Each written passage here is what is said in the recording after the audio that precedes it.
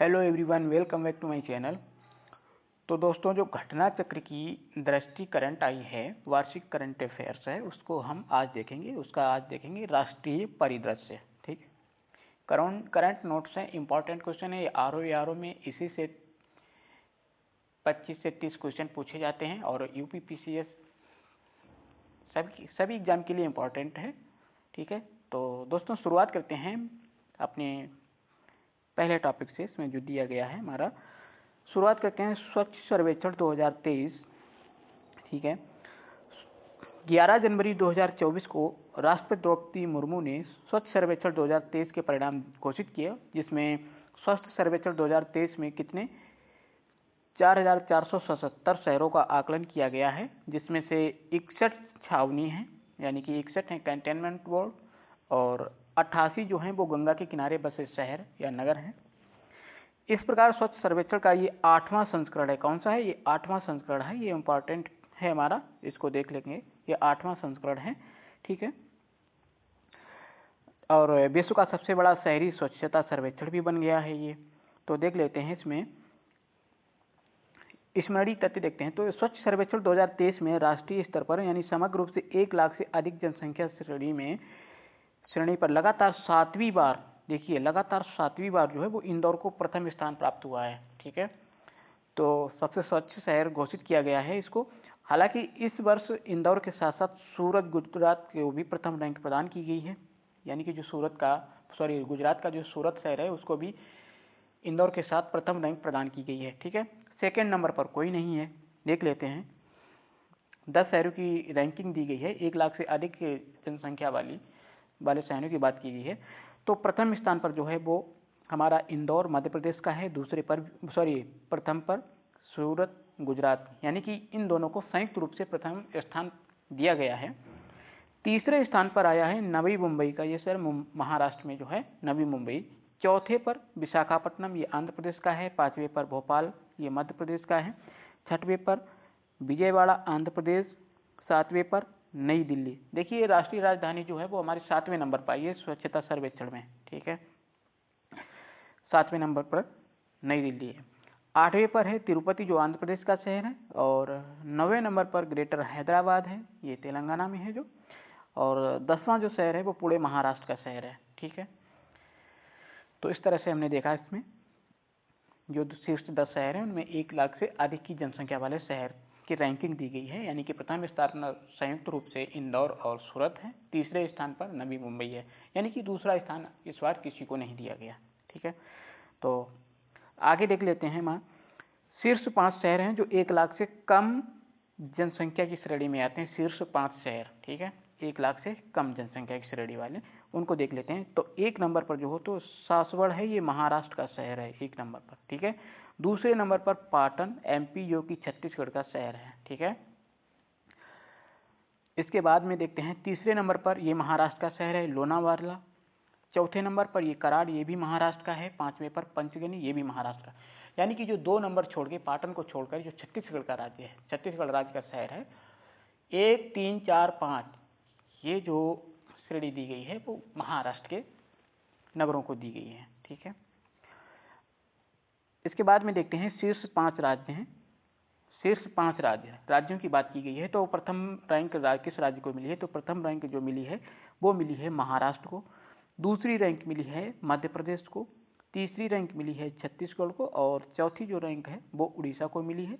और 5वीं रैंक की बात करें तो तेलंगाना को मिली है। ठीक है, शीर्ष 5 राज्यों में पहले नंबर पर आता है महाराष्ट्र, दूसरे पर मध्य प्रदेश आता है, तीसरे पर छत्तीसगढ़ आता है, चौथे पर उड़ीसा आता है और 5वें पर तेलंगाना आता है। ठीक है, 27 राज्यों की इस सूची में उत्तर प्रदेश का 9वां स्थान है। उत्तर प्रदेश को कौन सा स्थान दिया गया है? 9वां स्थान। ठीक है, शीर्ष 10 में है, 9वां स्थान है। ठीक है, जबकि बिहार को 15वां स्थान दिया गया है। ठीक, अब देखते हैं जो गंगा के किनारे शहर बसे हैं उनको देखते हैं, उनको कौन सा।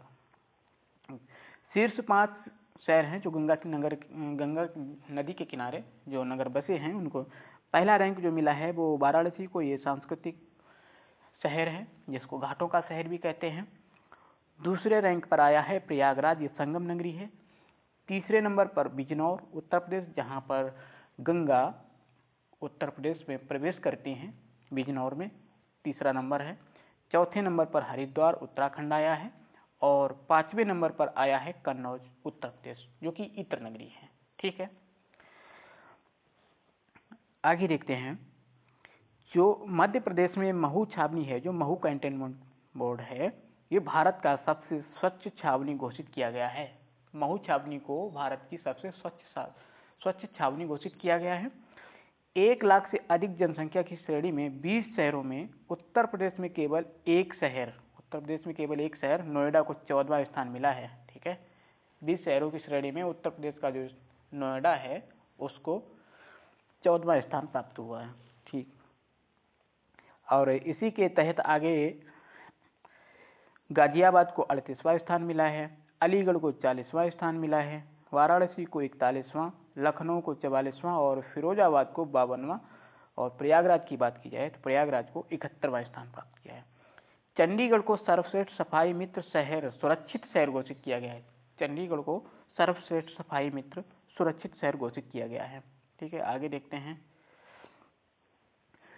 कचरा मुक्त शहरों की स्टार रेटिंग प्रोटोकॉल के तहत नोएडा जो उत्तर प्रदेश का शहर है इसको 5 स्टार यानी 5 स्टार दिया गया है, 5 स्टार शहर के रूप में प्रमाणित किया गया है। और स्वच्छ सर्वेक्षण 2023 के पुरस्कार समारोह के वर्ष 2024 हेतु स्वच्छ भारत मिशन के गीत का भी विमोचन किया गया है। ठीक है, यानी कि 2024 हेतु वर्ष 2024 हेतु जब स्वच्छ सर्वेक्षण 2023 पुरस्कार समारोह के दौरान वर्ष 2024 हेतु स्वच्छ भारत मिशन के गीत का भी विमोचन हुआ है। इस गीत का शीर्षक यह है, नया संकल्प है, नया प्रकल्प है। ठीक है, इस गीत के गायक कैलाश खेर हैं। ठीक है, ध्यान रखिएगा, इम्पॉर्टेंट है। गीत का शीर्षक है, नया संकल्प है, नया विकल्प है। ठीक है, आप देखते हैं पीएम जनमन। ये जो पीएम जनमन योजना है ये चर्चे में है, देख लेते हैं इसको। पीएम जनमन योजना क्या है? तो पीएम जनमन योजना ये वर्ष 2011 की जनगणना के अनुसार भारत में अनुसूचित जनजाति यानी एसटी की आबादी 10.45 करोड़ है। इसमें से 18 राज्यों और केंद्र शासित प्रदेश अंडमान और निकोबार द्वीप समूह में निवास करने वाले 75 समुदायों को विशेष रूप से संवेदनशील जनजातीय समूह पीबीटीजी यानी कि पार्टिकुलरली वल्नरेबल ट्राइबल ग्रुप्स के रूप में वर्गीकृत किया गया है। इस समूह को सामाजिक, आर्थिक एवं शैक्षिक क्षेत्रों में असुरक्षा का सामना करना पड़ रहा है। ठीक है, आगे देखते हैं। केंद्रीय वित्त मंत्री जो है निर्मला सीतारमण ने अपने बजट भाषण में 2023 और 24 के विशेष रूप से संवेदनशील जनजाति समूह को सामाजिक आर्थिक स्थिति में सुधार लाने के लिए प्रधानमंत्री पीबीटी विकास मिशन प्रारंभ किए जाने की घोषणा की थी और अनुसूचित जनजातियों के विकास कार्य योजना के अगले 3 वर्षों तक, देखिए अगले 3 वर्षों तक इस मिशन को लागू करने के लिए कितना 15,000 करोड़ रुपए की राशि उपलब्ध कराए जाने की घोषणा की थी। ठीक है, इस मिशन के तहत पीबीटी परिवारों को सुरक्षित आवास, स्वच्छ पेयजल एवं स्वच्छता, शिक्षा, स्वास्थ्य, पोषण, सड़क तथा दूरसंचार संपर्क और संधारणीय आजीविका के अवसरों को जैसी बुनियादी सुविधाएं उपलब्ध कराई जाएंगी। ठीक है, कितना बजट दिया गया था? 15,000 करोड़ रुपए। ठीक है, पीबीटीजी प्रधानमंत्री पीबीटीजी विकास मिशन के तहत, ये कब तक? कार्य योजना के तहत अगले 3 वर्षों में। ठीक है, आगे देखते हैं। स्मरणीय तथ्य में कुछ तथ्य जो दिए गए हैं उनको देखते हैं, इंपॉर्टेंट है। 15 नवंबर 2023 को प्रधानमंत्री नरेंद्र मोदी ने जनजातीय गौरव दिवस के अवसर पर झारखंड के खूंटी जिले से, कहां से? झारखंड के खूंटी जिले से प्रधानमंत्री जनजाति आदिवासी न्याय महाअभियान, जिसको पीएम जनमन की शुरुआत की थी। कहां से शुरुआत की? झारखंड के खूंटी जिले से प्रधानमंत्री जनजाति आदिवासी न्याय महाअभियान। ठीक है, पीएम जन मिशन का लक्ष्य है विशेष रूप से संवेदनशील उन 75 जनजातीय समूह को विकास करना है जो विभिन्न मंत्रालयों विभागों की योजनाओं से छूट गए हैं। ठीक है, आगे देखते हैं। केंद्रीय मंत्रिमंडल ने इस मिशन के लिए वर्ष 2023-24 से वर्ष 2025-26 तक कितना 24,104 करोड़ रुपए के कुल व्यय को परिव्यय को मंजूरी प्रदान की है। 24,104 करोड़ रुपए। यह मिशन केंद्रीय जनजाति कार्य मंत्रालय सहित 9 मंत्रालय के माध्यम से 11 महत्वपूर्ण क्षेत्रों जिसमें पक्का घर, सड़क कनेक्टिविटी, पाइप से जलपूर्ति आदि पर ध्यान केंद्रित करेगा। ठीक है। इसी योजना के तहत इस मिशन के लिए केंद्रीय जनजाति कार्य मंत्रालय नोडल एवं समन्वयक यानी कोऑर्डिनेटिंग मिनिस्ट्री होगा, जबकि 8 मंत्रालय विभाग अपने क्षेत्र विशेष से जुड़ी पहलों को लागू करेंगे। ठीक है। इसमें कितने मंत्रालय होंगे? 9 मंत्रालय होंगे। ध्यान रखिएगा, 9 मंत्रालयों के माध्यम से 11 महत्वपूर्ण क्षेत्रों में। ठीक है। आगे दिया है, आगे देखते हैं। इस मिशन से देश के 220 जिलों को कितने 220 जिलों से और 22,500 से अधिक बस्तियों में निवास करते हैं वो 28 लाख से अधिक लोग लाभान्वित होंगे। और इस मिशन से देश के 18 राज्यों और अंडमान एवं निकोबार द्वीप समूह में पीबीटीजी की सामाजिक आर्थिक स्थिति में सुधार होगा। 25 दिसंबर 2023 से केंद्रीय जनजातीय कार्य मंत्रालय ने पीएम जनमन के तहत एक सूचना, शिक्षा और संचार IEC, ठीक है, इंफॉर्मेशन एजुकेशन एंड कम्युनिकेशन अभियान की शुरुआत की है। ठीक है।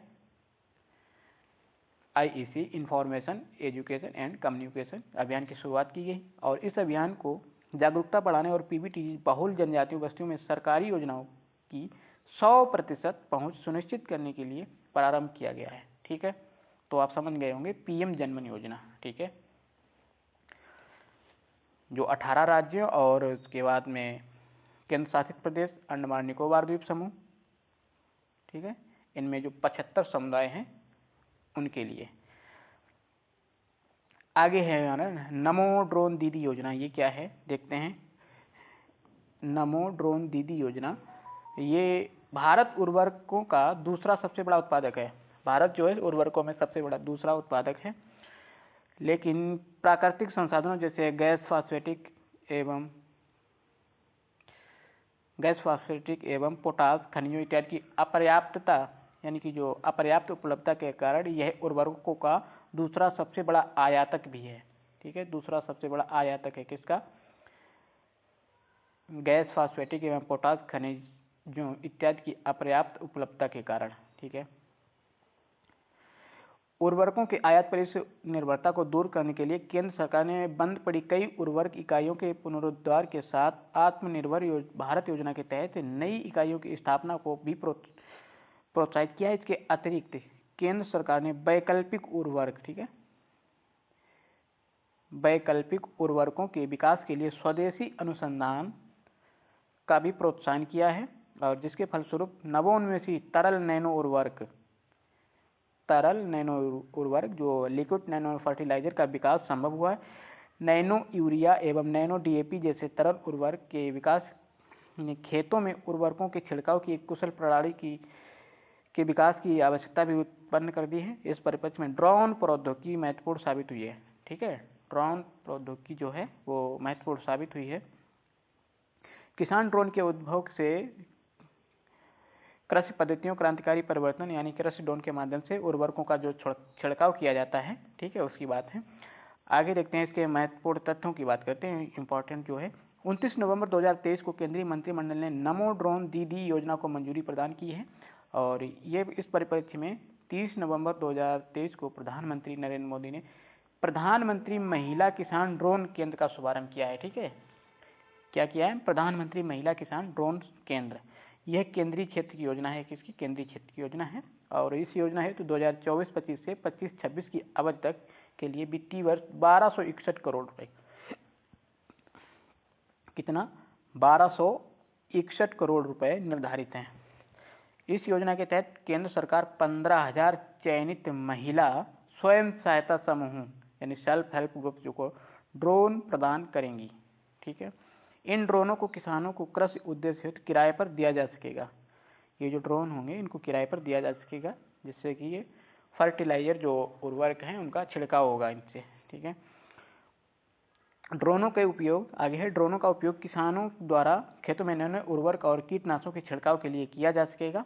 कुल 15,000 ड्रोनों में से प्रथम 500 ड्रोनों को उर्वरक कंपनियों द्वारा उपलब्ध कराया जाएगा, जबकि शेष 14,500 ड्रोन अगले 2 वर्षों में केंद्रीय सहायता समूह के माध्यम से उपलब्ध कराए जाएंगे। एक ड्रोन एवं उसकी सहायक उपकरणों की कुल लागत 10 लाख रुपए होती है। कितनी होती है? एक ड्रोन की 10 लाख रुपए। इस ड्रोन एवं महिला स्वयं सहायता समूह को ड्रोन की 80% लागत यानी कि 8 लाख रुपए तक केंद्रीय वित्तीय सहायता के माध्यम से प्राप्त होगी, यानी कि 8 लाख रुपए जो है उसकी सहायता दी जाएगी, वित्तीय सहायता। इस योजना के तहत प्रत्येक चयनित महिला स्वयं सहायता समूह में से एक सदस्य को ड्रोन पायलट प्रशिक्षण प्रदान किया जाएगा, और जबकि समूह के किसी अन्य सदस्य को ड्रोन तकनीशियन सहायक के रूप में भी प्रशिक्षित किया जाएगा। इस योजना के तहत ग्रामीण महिलाओं को ड्रोन संचालन में प्रशिक्षित करके उन्हें ड्रोन दीदी रूपांतरित किया जाएगा। क्या कहा जाएगा? ड्रोन दीदी। ठीक है। प्रधानमंत्री ने 15 अगस्त 2023 को 77वें स्वतंत्रता दिवस के अवसर पर अपने संबोधन में ड्रोन दीदी योजना की घोषणा की थी। तो ड्रोन दीदी योजना की घोषणा कब की गई थी? 15 अगस्त 2023, 77वें स्वतंत्रता संग्राम पर। ठीक है, स्वतंत्रता दिवस पर। आगे आएगा हमारा इसके बाद में 5 राज्यों में जो विधानसभा चुनाव हुए हैं अभी में, उनसे संबंधित क्वेश्चन हमारे हैं इसमें। भारतीय संविधान के अनुच्छेद 172 क्लॉज 1 के साथ पठित अनुच्छेद 324 तथा जन प्रतिनिधित्व अधिनियम 1951 की धारा 15 के तहत प्रदत्त प्राधिकार एवं शक्तियों के प्रयोग के माध्यम से भारत निर्वाचन आयोग यानी ECI, election commission of India, राज्यों की विधानसभा की वर्तमान अवधि की समाप्ति से पूर्व नई विधानसभा के लिए स्वतंत्र, निष्पक्ष, सहभागी और सुगम, समावेशी और सुरक्षित निर्वाचन संपन्न करने के लिए प्रतिबद्ध है।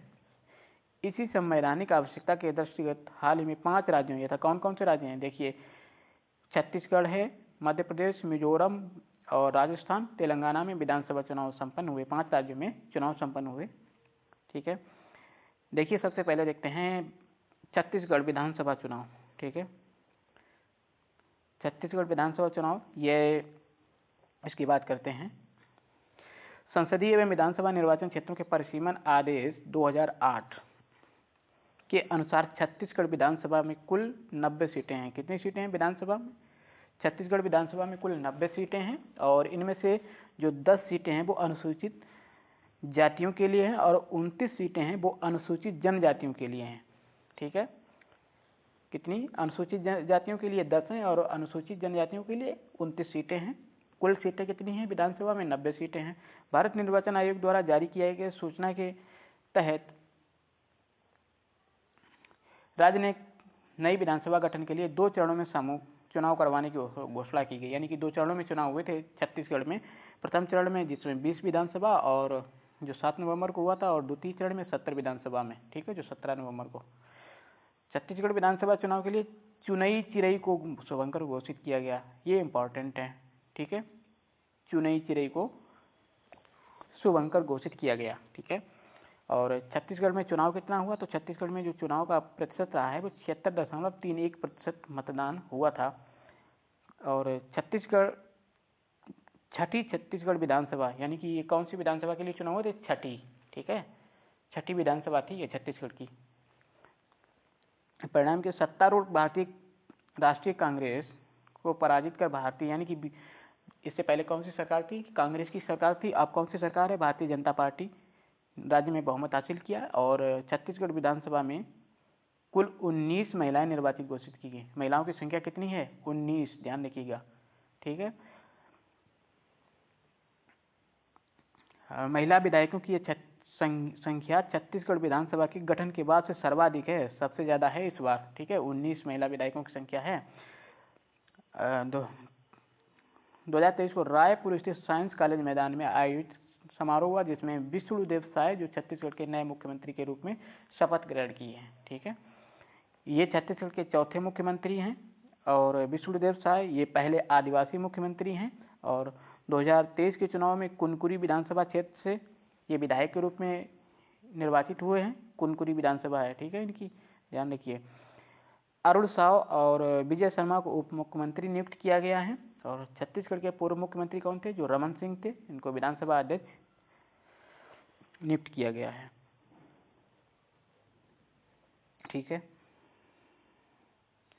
नेक्स्ट हमारा इसमें देखते हैं विधानसभा चुनाव के परिणाम, जो कुल 90 सीटें हैं उनमें किसको कितनी सीटें मिली हैं। तो बीजेपी को जो सीटें मिली, भारतीय जनता पार्टी को वो 54 सीटें मिली हैं। इनका मत प्रतिशत की बात करें तो 46.27% इनका मत रहा है बीजेपी का, और कांग्रेस को 35 सीटें मिली हैं जिसमें 42.23% मत रहा है। गोंडवान गणतंत्र पार्टी को 1 सीट मिली है, ठीक है। ये थे छत्तीसगढ़ के चुनाव। अब देखते हैं मध्य प्रदेश। मध्य प्रदेश के जो विधानसभा चुनाव है ये भी 2008 के अनुसार, परिसीमन आदेश 2008 के अनुसार मध्य प्रदेश में कुल सीटों की संख्या की बात की जाए तो 230 है, और इसमें 35 सीटें अनुसूचित जनजातियों के लिए। छत्तीसगढ़ में 10 सीटें थी अनुसूचित जातियों के लिए, यहाँ है 35। मध्य प्रदेश में कितनी है? 35, ठीक है। और 47 सीटें जो है अनुसूचित जनजातियों के लिए हैं। वहाँ कितनी थी? 29 सीटें थी, ठीक है। यहाँ पर 47 सीटें हैं अनुसूचित जनजातियों के लिए, ध्यान रखिएगा। राज्य में मतदान 17 नवंबर 2023 को संपन्न हो गया था, और कुल मत कितने पड़े? 77.15% मतदान दर्ज किया गया, और 16वीं मध्य प्रदेश की ये विधानसभा थी, ठीक है। वो छठी थी। छत्तीसगढ़ की कौन सी विधानसभा थी? छठी थी, ठीक है। 6 से 4, ठीक है, ध्यान रखिए। और राज्य में मतदान, मध्य प्रदेश में 16वीं विधानसभा, ठीक है।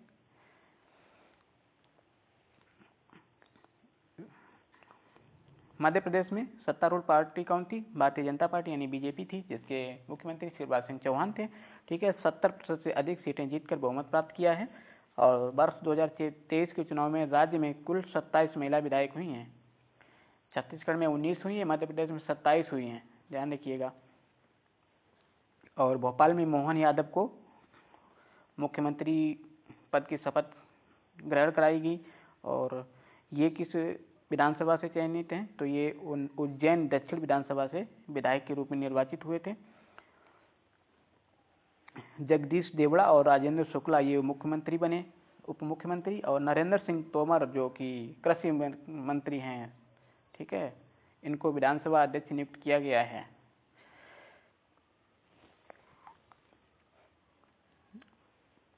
देखते हैं मध्य प्रदेश की परिणाम की बात करें तो कुल सीटों की संख्या की बात की जाए तो 200 सीटें हैं, और बीजेपी की बात की जाए तो इसने 163 सीटें जीती हैं, जिसमें कि 48.55% मतदान किया हुआ है। और कांग्रेस की बात करें तो कांग्रेस ने 66 सीटें जीती हैं, जिसका मत प्रतिशत रहा है 40.40। और भारत आदिवासी पार्टी ने 1 सीट जीती है, ठीक है। मिजोरम का देख लेते हैं एक बार। मिजोरम की बात की जाए तो मिजोरम विधानसभा चुनाव में सीटों की संख्या 2008 के परिसीमन के अनुसार इसमें 40 सीटें हैं। 39 सीटें अनुसूचित जनजातियों के लिए आरक्षित हैं, और ठीक है, यहाँ चुनाव 1 चरण में ही हुआ है। आगे देखते हैं विधानसभा चुनाव में अगर मत प्रतिशत की बात करें तो 80.66% मतदान दर्ज किया गया था, ठीक है।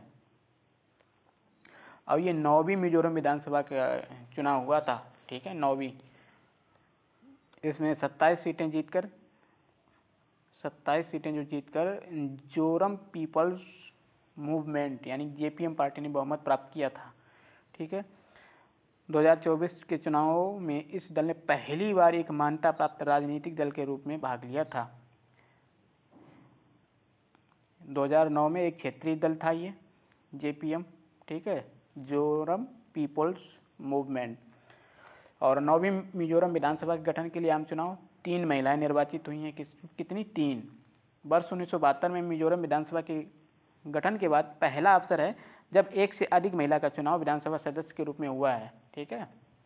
तो कितनी महिलाएं उसमें निर्वाचित हुई हैं? तो 3 महिलाएं निर्वाचित हुई हैं, ठीक है। अगर मुख्यमंत्री की बात की जाए तो जेपीएम के पार्टी के नेता जो लाल दुहोमा हैं, ये मिजोरम के मुख्यमंत्री के रूप में इनको शपथ ग्रहण कराई गई। ये 44 वर्षों में ये प्रथम अवसर है कि जब मिजो नेशनल फ्रंट और भारतीय राष्ट्रीय कांग्रेस के अतिरिक्त किसी अन्य पार्टी के नेता ने मिजोरम के मुख्यमंत्री के रूप में शपथ ली है, ठीक है। ये पहला अवसर है जब जेपीएम पार्टी के नेता लाल दुहोमा, ठीक है, इससे पहले कांग्रेस और मिजो नेशनल फ्रंट के मुख्यमंत्री बनते रहे हैं। लाल रिनपुई, ठीक है, लाल रिनपुई मिजोरम की पहली महिला कैबिनेट मंत्री और राज्य के इतिहास में मंत्री का पद ग्रहण करने वाली ये तीसरी महिला बनी है, ठीक है।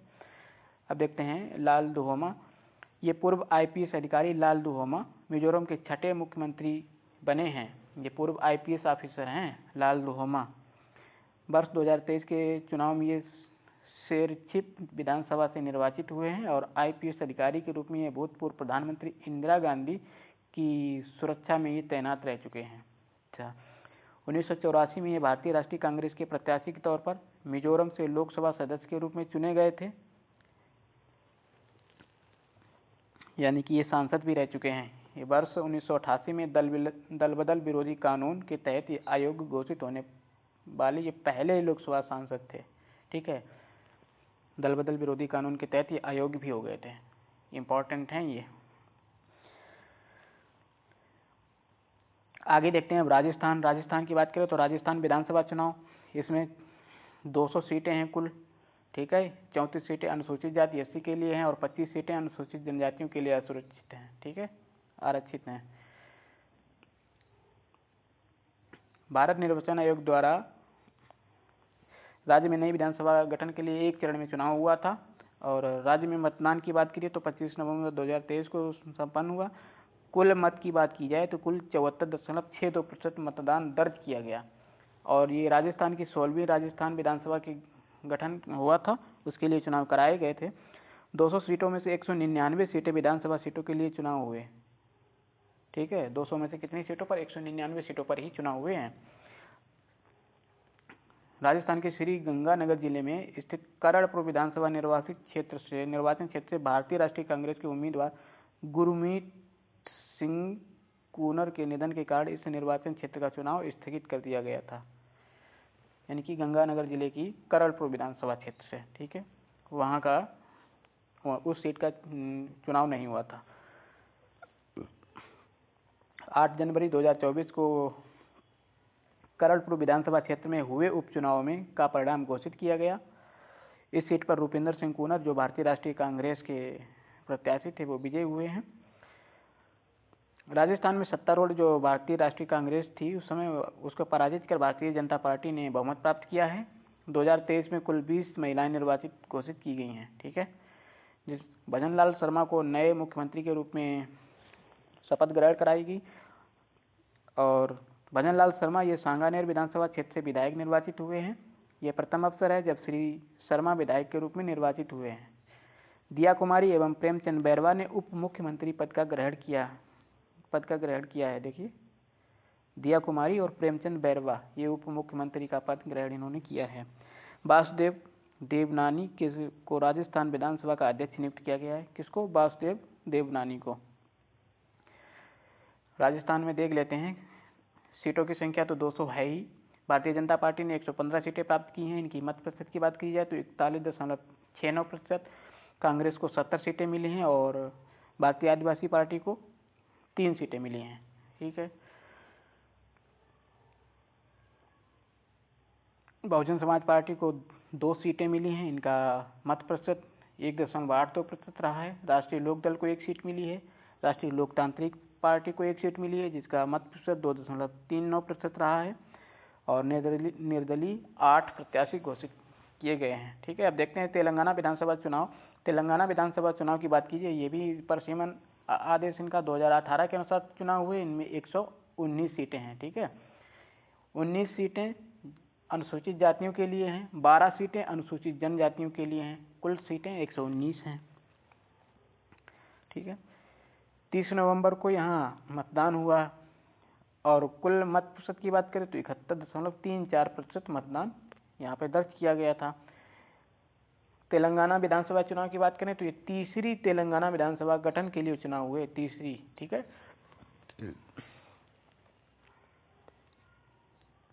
तेलंगाना के गठन के बाद से राज्य में सत्तारूढ़ भारत राष्ट्र समिति पार्टी को पराजित कर भारतीय राष्ट्रीय कांग्रेस ने राज्य में बहुमत प्राप्त कर लिया है। तेलंगाना में सरकार किसकी बनी है? कांग्रेस की बनी है, ठीक है। तो 119 सीटों में से 64 सीटें मिली हैं कांग्रेस को, जिसमें 53.78% मत प्राप्त किया है और 8% महिलाएं यानी कुल 10 महिलाएं निर्वाचित हुई हैं।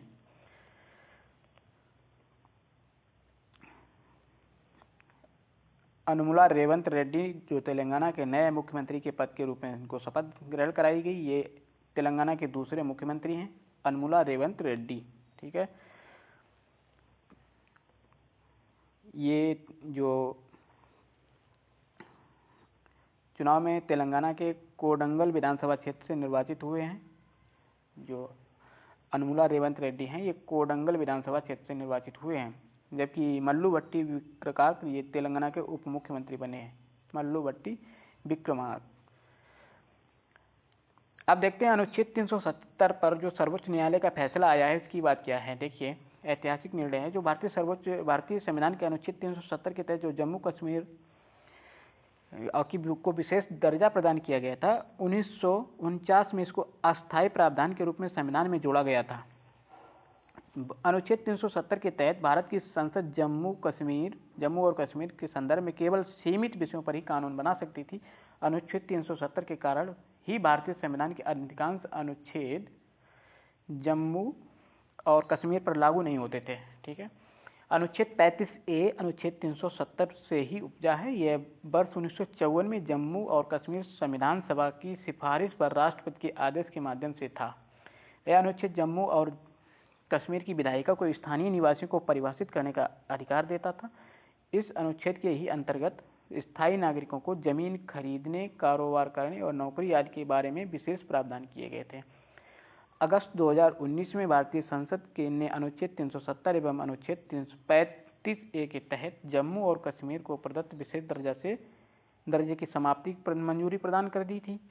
और अनुच्छेद 370 और अनुच्छेद 35A को निरस्त किए जाने के बाद 31 अक्टूबर 2019 से जम्मू कश्मीर एवं लद्दाख को 2 पृथक केंद्र शासित प्रदेशों के रूप में गठित कर दिया गया।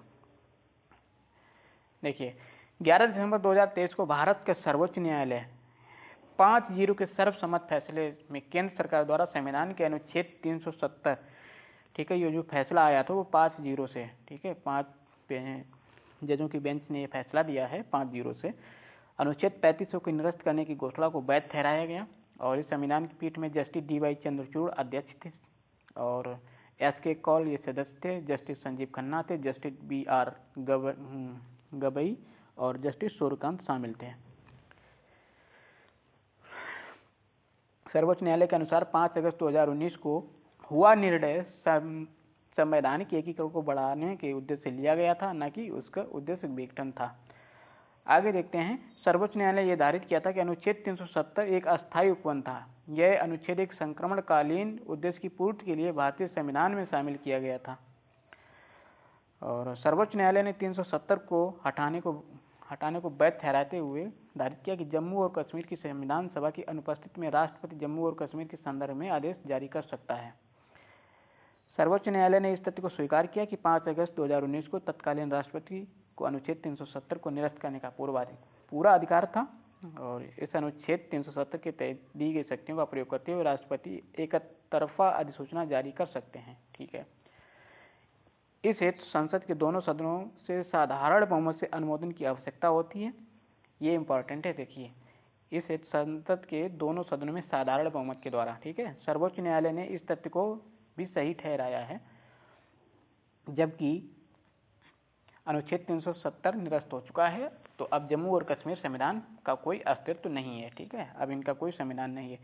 न्यायालय ने केंद्र सरकार को जम्मू और कश्मीर के राज्य के दर्जे को बहाल करने और वर्ष 2024 तक विधानसभा चुनाव कराने का निर्देश दिया है।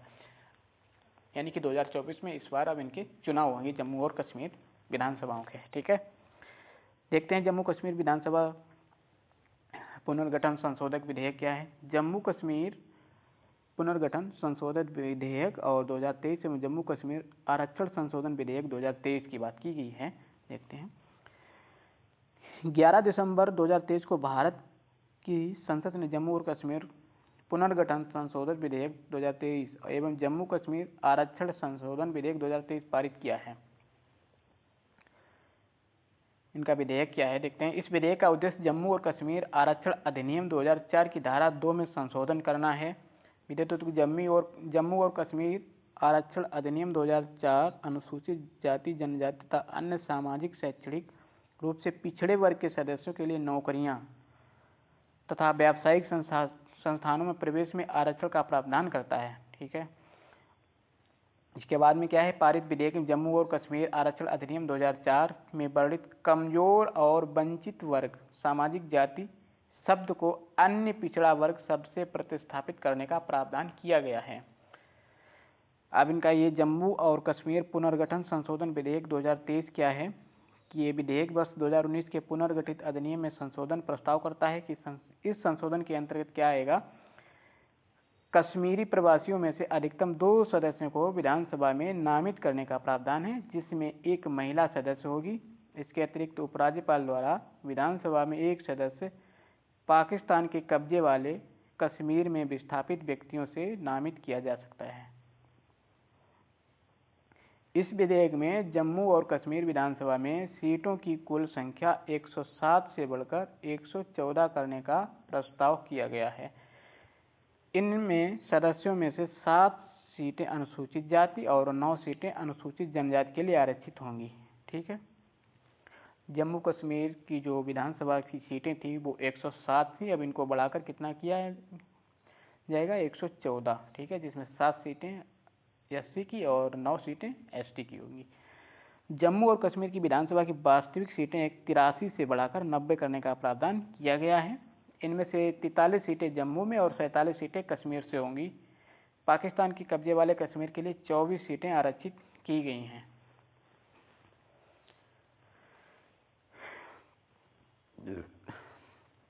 जम्मू और कश्मीर पुनर्गठन द्वितीय संशोधन विधेयक 2023 ये क्या है कि 12 दिसंबर 2023 को लोकसभा में द्वारा पारित किया गया है और 18 दिसंबर को राज्यसभा द्वारा। इस विधेयक के माध्यम से जम्मू और कश्मीर पुनर्गठन अधिनियम 2019 में संशोधन प्रस्तावित है। विधेयक के अनुसार जहां तक संभव हो सके जम्मू और कश्मीर विधानसभा में सभी निर्वाचित सीटों में से महिलाओं के लिए 1/3 सीटें आरक्षित करने का प्रावधान किया गया है। यह आरक्षण विधानसभा में अनुसूचित जातियों एवं अनुसूचित जनजातियों के लिए आरक्षित सीटों पर भी लागू होगा। इस विधेयक के प्रावधान विधेयक के कानून बनने के बाद संचालित होने वाली जनगणना के बाद प्रभावी होंगे। ठीक है, ये जम्मू कश्मीर था। आगे हमारा मेरा युवा भारत।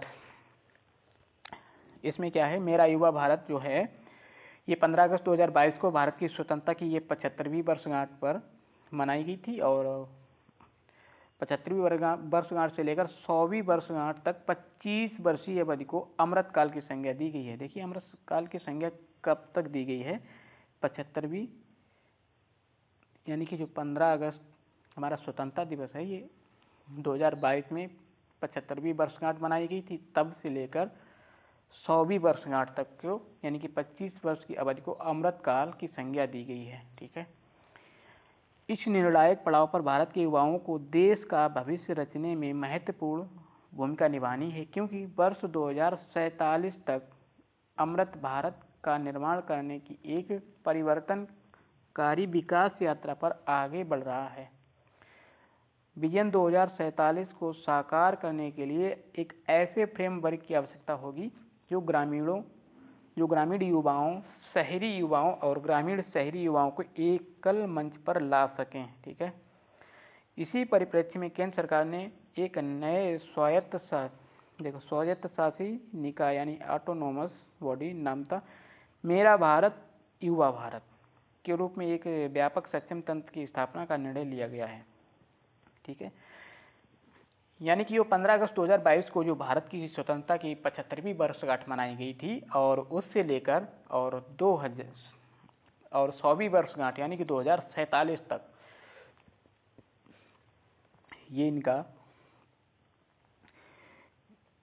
परिवर्तनकारी विकास यात्रा आगे बढ़ रहा है। ये विजन 2047 को साकार करने के लिए इस फ्रेमवर्क की आवश्यकता होगी। ठीक है, तो ये मेरा भारत, मेरा युवा मेरा भारत,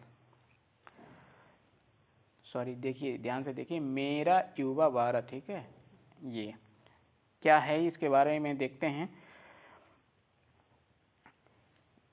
31 अक्टूबर 2023 को राष्ट्रीय एकता दिवस के, देखिए 31 अक्टूबर 2023 को राष्ट्रीय एकता दिवस मनाया जाता है। प्रधानमंत्री नरेंद्र मोदी ने नई दिल्ली स्थित कर्तव्य पथ पर देश के युवाओं के लिए मेरा युवा भारत मंच का शुभारंभ किया। कहाँ किया है? नई दिल्ली में। कब किया? 31 अक्टूबर 2023 को, यानी कि जो हमारे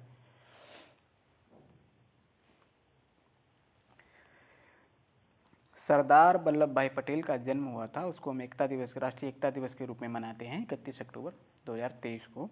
ठीक है, तो मेरा युवा भारत युवा कार्यक्रम एवं खेल मंत्रालय भारत सरकार द्वारा एक स्थापित ये स्वायत्त निकाय है। ठीक है, मेरा युवा भारत युवा कार्यक्रम एवं खेल मंत्रालय द्वारा। ठीक है, यह युवा विकास और युवा नेतृत्व वाले विकास के लिए प्रौद्योगिकी द्वारा संचालित एक व्यापक संस्थागत तंत्र, इंस्टीट्यूशनल मैकेनिज्म प्रदान करता है। और मेरा युवा भारत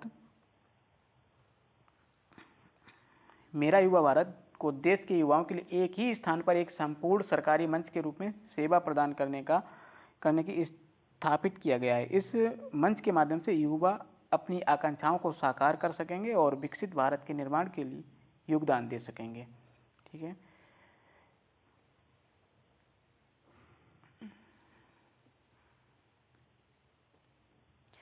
मेरा युवा भारत मंच ये राष्ट्रीय युवा नीति में दी गई यूथ की परिभाषा के अनुरूप 15 से 29 वर्ष, ठीक है, किस एज तक के? 15 से 29 वर्ष आयु वर्ग के युवाओं को लाभान्वित करेगा, लेकिन विशेष रूप से किशोरों, ठीक है, एडोलेसेंट के लिए बनाए गए कार्यक्रम के घटकों में लाभार्थी 10 से 19 वर्ष आयु वर्ग के रहेंगे। मेरा युवा भारत एक फिजिकल, ठीक है, फिजिटल मंच है। फिजिटल तात्पर्य यानी कि फिजिकल प्लस डिजिटल, जिसमें भौतिक गतिविधि, फिजिकल एक्टिविटी के साथ ही डिजिटल रूप से जुड़ने का अवसर भी प्रदान करता है। निष्क्रिय प्राप्तकर्ता यानी पैसिव रिसिपेंट की जगह विकास की सक्रिय संचालक बनाने में मदद करेगा। ठीक है, आगे देखते हैं आज़ादी के अमृत महोत्सव का समापन। आज़ादी का अमृत महोत्सव ये हमारे भारत की स्वतंत्रता के 75वें वर्ष होने का उत्सव मनाने और यहाँ के लोगों के लिए संस्कृति और उपलब्धियों के गौरवशाली इतिहास को याद करने के लिए भारत सरकार द्वारा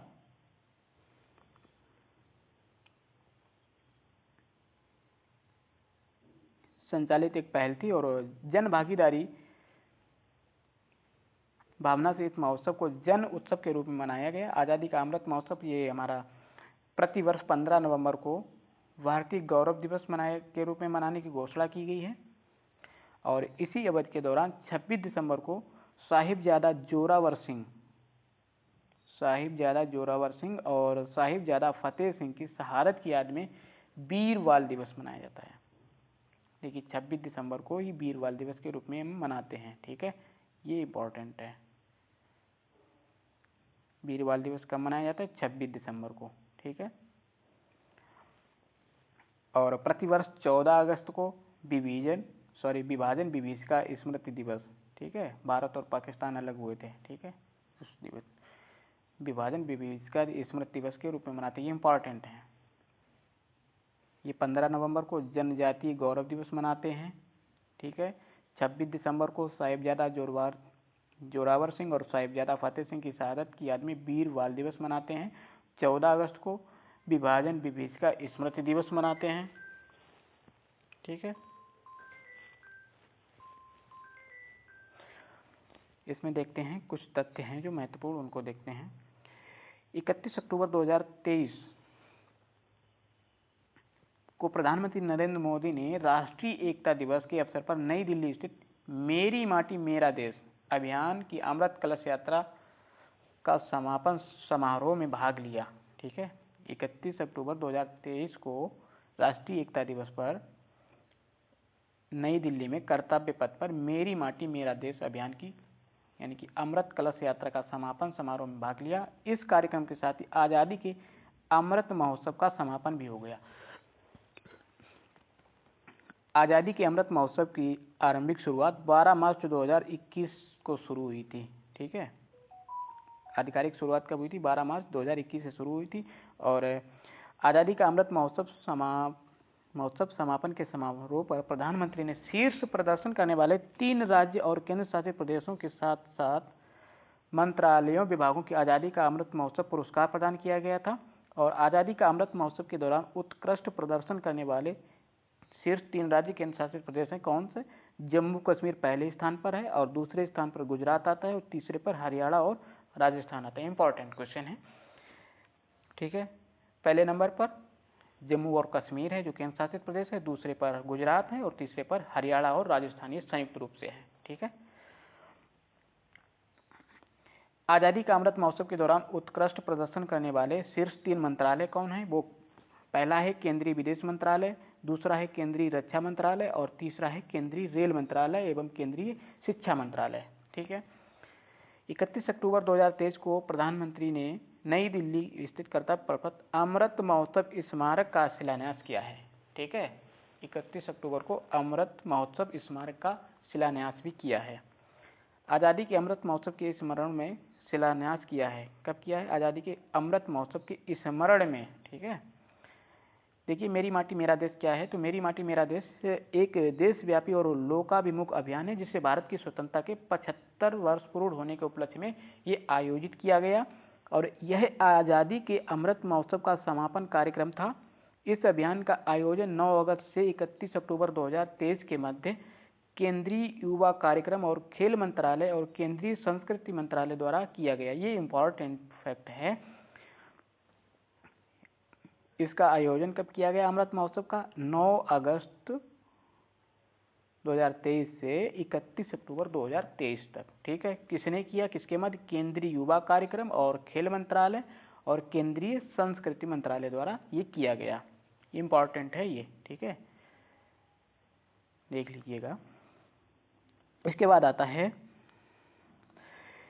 यह अभियान उन वीर और वीरंगनाओं को श्रद्धांजलि स्वरूप आयोजित किया गया जिन्होंने देश के लिए सर्वोच्च बलिदान दिया। इस अभियान की टैगलाइन थी मिट्टी को नमन वीरों को वंदन। इसकी टैगलाइन क्या थी? मिट्टी को नमन और वीरों को वंदन। ये इंपॉर्टेंट फैक्ट है, यहाँ से क्वेश्चन आएगा जरूर। आगे है हमारा नमो भारत ट्रेन। ये भारत की पहली रैपिड रेल है, ठीक है, भारत की पहली रैपिड रेल सेवा है, ठीक है। नई विश्व स्तरीय परिवहन संरचना यानी कि जो क्षेत्रीय रैपिड ट्रांजिट प्रणाली है ना, ये RRT regional rapid transit system का विकास किया गया है। ये कहाँ किया गया? राजधानी क्षेत्र क्षेत्रीय नोड्स को जोड़ने वाली एक नई रेल आधारित प्रणाली है। यह समर्पित उच्च गति उच्च क्षमता से युक्त आरामदायक यात्री परिवहन सेवा है। यह देश में एक शहर से दूसरे शहर तक सुरक्षित विश्वसनीय एवं आधुनिक आवागमन की सुविधा प्रदान करेगी। ये RRTH मेट्रो रेल से भिन्न है क्योंकि इसमें अपेक्षाकृत लंबी दूरी तक यात्रा करने वाले यात्रियों के लिए विकसित किया गया है। RRTH की गति मेट्रो ट्रेन से लगभग 3 गुनी अधिक होगी और इसमें मेट्रो रेल की तुलना में कम ठहराव होते हैं। RRTH ये पारंपरिक रेलवे से अलग है क्योंकि ये समर्पित पथ पर और उच्च गति के साथ विश्वसनीय उच्च आवृत्ति यानी हाई फ्रिक्वेंसी वाली एक बिंदु से दूसरे बिंदु तक क्षेत्रीय यात्रा को सुगम बनाती है, ठीक है। राष्ट्रीय राजधानी क्षेत्र NCR के विभिन्न महत्वपूर्ण नगरों को आपस में जोड़ने के लिए RRT गलियारों के विकास की सिफारिश की गई थी। ये 8 RRT गलियारे हैं। 8 कौन कौन से? निम्न इनको देखते हैं। यहाँ पर बनाई जाएगी दिल्ली, गाजियाबाद, मेरठ, ये तो वर्तमान में बनाई जा रही है, चल रही है, जिसका शिलान्यास भी हो चुका है, उद्घाटन भी हो चुका है इसका, जो कि PM मोदी के द्वारा किया गया था, ठीक है। दिल्ली गुरुग्राम SNB अलवर यहाँ, और दिल्ली पानीपत, ठीक है, दिल्ली फरीदाबाद बल्लभगढ़ पलवल और गाजियाबाद खुर्जा के बाद दिल्ली बहादुरगढ़ रोहतक और फिर गाजियाबाद हापुड़ और दिल्ली शहादरा बड़ौद। ये 8 गलियारे बनाए जाएंगे। ये उत्तर प्रदेश में गाजियाबाद स्थित साहिबाबाद रैपिड एक्सेस स्टेशन पर दिल्ली गाजियाबाद मेरठ RRT गलियारे के प्राथमिक वाले खंड का उद्घाटन किया गया और इसके साथ ही उन्होंने भारत की पहली रैपिड रेल सेवा नमो भारत ट्रेन को राष्ट्र को समर्पित किया है, ठीक है। साहिबाबाद से दुहाई डिपो को जोड़ने वाली नमो Bharat train rapid x train को हरी झंडी दिखाकर रवाना किया गया और क्षेत्रीय त्वरित परिवहन प्रणाली जिसको रीजनल रैपिड ट्रांजिट सिस्टम का शुभारंभ हो गया है और यह दिल्ली गाजियाबाद मेरठ RRT गलियारा है जिसकी लंबाई की बात करें तो ये 82.15 किलोमीटर है। इम्पॉर्टेंट है ये, ठीक है। और ये भारत की पहली क्षेत्रीय रैपिड ट्रांजिट प्रणाली का डिजाइन। गति इसकी बात की जाए तो 180 किलोमीटर प्रति घंटा है और इस गति के साथ दिल्ली से मेरठ तक की दूरी 1 घंटे से भी कम समय में तय की जा सकेगी, ठीक है। और इसकी आरआरटी की संचालन गति 160 किलोमीटर प्रति घंटा, जबकि औसत गति 100 किलोमीटर प्रति घंटा की होगी, ठीक है। ध्यान रहे इसका। आगे हमारा गांगे डॉल्फिन, ये उत्तर प्रदेश का जलीय जीव है डॉल्फिन, ठीक है। वैज्ञानिक नाम की बात की जाए तो इसका प्लेटनिस्टा गंगेटिका इसका वैज्ञानिक नाम है डॉल्फिन का। और ये विश्व में मीठे पानी में पाई जाने वाली 4 डॉल्फिन प्रजातियों में से एक है। और इसके अतिरिक्त ये शेष 3 ये मीठे पानी के डॉल्फिनों में यांगत्जे नदी यानी ये चीन में पाई जाने वाली बैजी डॉल्फिन, सिंधु नदी में पाई जाने वाली भूलन डॉल्फिन और अमेजन नदी में लैटिन अमेरिका में पाई जाने वाली बोटो डॉल्फिन के नाम उल्लेखनीय है, जो 2006 में चीन की नदी डॉल्फिन को विलुप्त घोषित कर दिया गया है, ठीक है। बड़ी 4 प्रजातियां ऐसी हैं जो केवल नदियां और झीलों में पाई जाती हैं। गंगा नदी में डॉल्फिन प्राय टाइगर ऑफ द गंगा के नाम से भी जाना जाता है और गंगा नदी में डॉल्फिन केवल मीठे पानी में ही रह सकती है। खास बात यह है कि ये स्तनधारी अंडे देती हैं, ठीक है, लेकिन अपनी उत्कृष्टता इकोलोकेशन ध्वनि उत्सर्जित करना और परावर्तित ध्वनि को सुनकर वस्तुओं यानी शिकारों का पता लगाना, ठीक है। ये जीव अल्ट्रासोनिक ध्वनि तरंगे को उत्सर्जित करने के माध्यम से शिकार करते हैं। उत्तर प्रदेश सरकार के वन विभाग द्वारा गंगे डॉल्फिन को उत्तर प्रदेश के जलीय जीव के रूप में मान्यता प्रदान की घोषणा की गई है। और यह केंद्र सरकार ने मई 2010 में गंगा नदी में डॉल्फिन को राष्ट्रीय जलीय जीव के रूप में अधिसूचित किया था। 2008 में गंगा नदी डॉल्फिन को असम सरकार द्वारा राज्य का जलीय पशु घोषित किया गया था।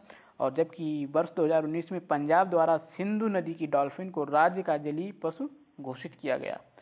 उत्तर प्रदेश की राज्य मछली चितला है। उत्तर प्रदेश की अगर मछली की बात की जाए तो जिनकी राज्य मछली हमारे उत्तर प्रदेश की है वो चितला है, ठीक है। राज्य मछली कौन सी है? चितला। और जो देसी मांगुर बिहार की राज्य मछली है, ठीक है। IUCN की लाल यानी कि लाल सूची जो रेड लिस्ट है IUCN की, वो गंगा नदी डॉल्फिन को संकटग्रस्त की श्रेणी में वर्गीकृत किया गया है। गंगा नदी डॉल्फिन को वन्य जीव संरक्षण अधिनियम 1972 के अनुसूची फर्स्ट में सूचीबद्ध किया गया है, जिसके तहत इन्हें सुरक्षा का उच्चतम स्तर प्राप्त हुआ है। इन्हें CITES यानी convention on international trade in endangered species of wild fauna and flora के परिशिष्ट फर्स्ट में सूचीबद्ध किया गया है, ठीक है। घोल मछली ये गुजरात की राज्य मछली है। घोल मछली इसको 21 नवंबर 2023 को विश्व मत्स्य दिवस के अवसर पर, देखो 21 नवंबर 2023 को यानी कि 21 नवंबर को विश्व मात्स्यिकी दिवस मनाया जाता है। यहाँ इसी दिन गुजरात की राज्य मछली के रूप में घोषित किया गया है, ठीक।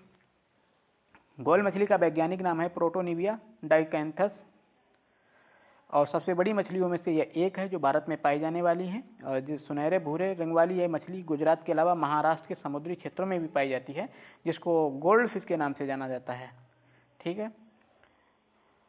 आगे गंगा नदी के किनारे नदी डॉल्फिन के महत्वपूर्ण आवासों को संरक्षित क्षेत्र में अधिसूचित किया गया है, जैसे विक्रमशिला डॉल्फिन अभ्यारण्य बिहार।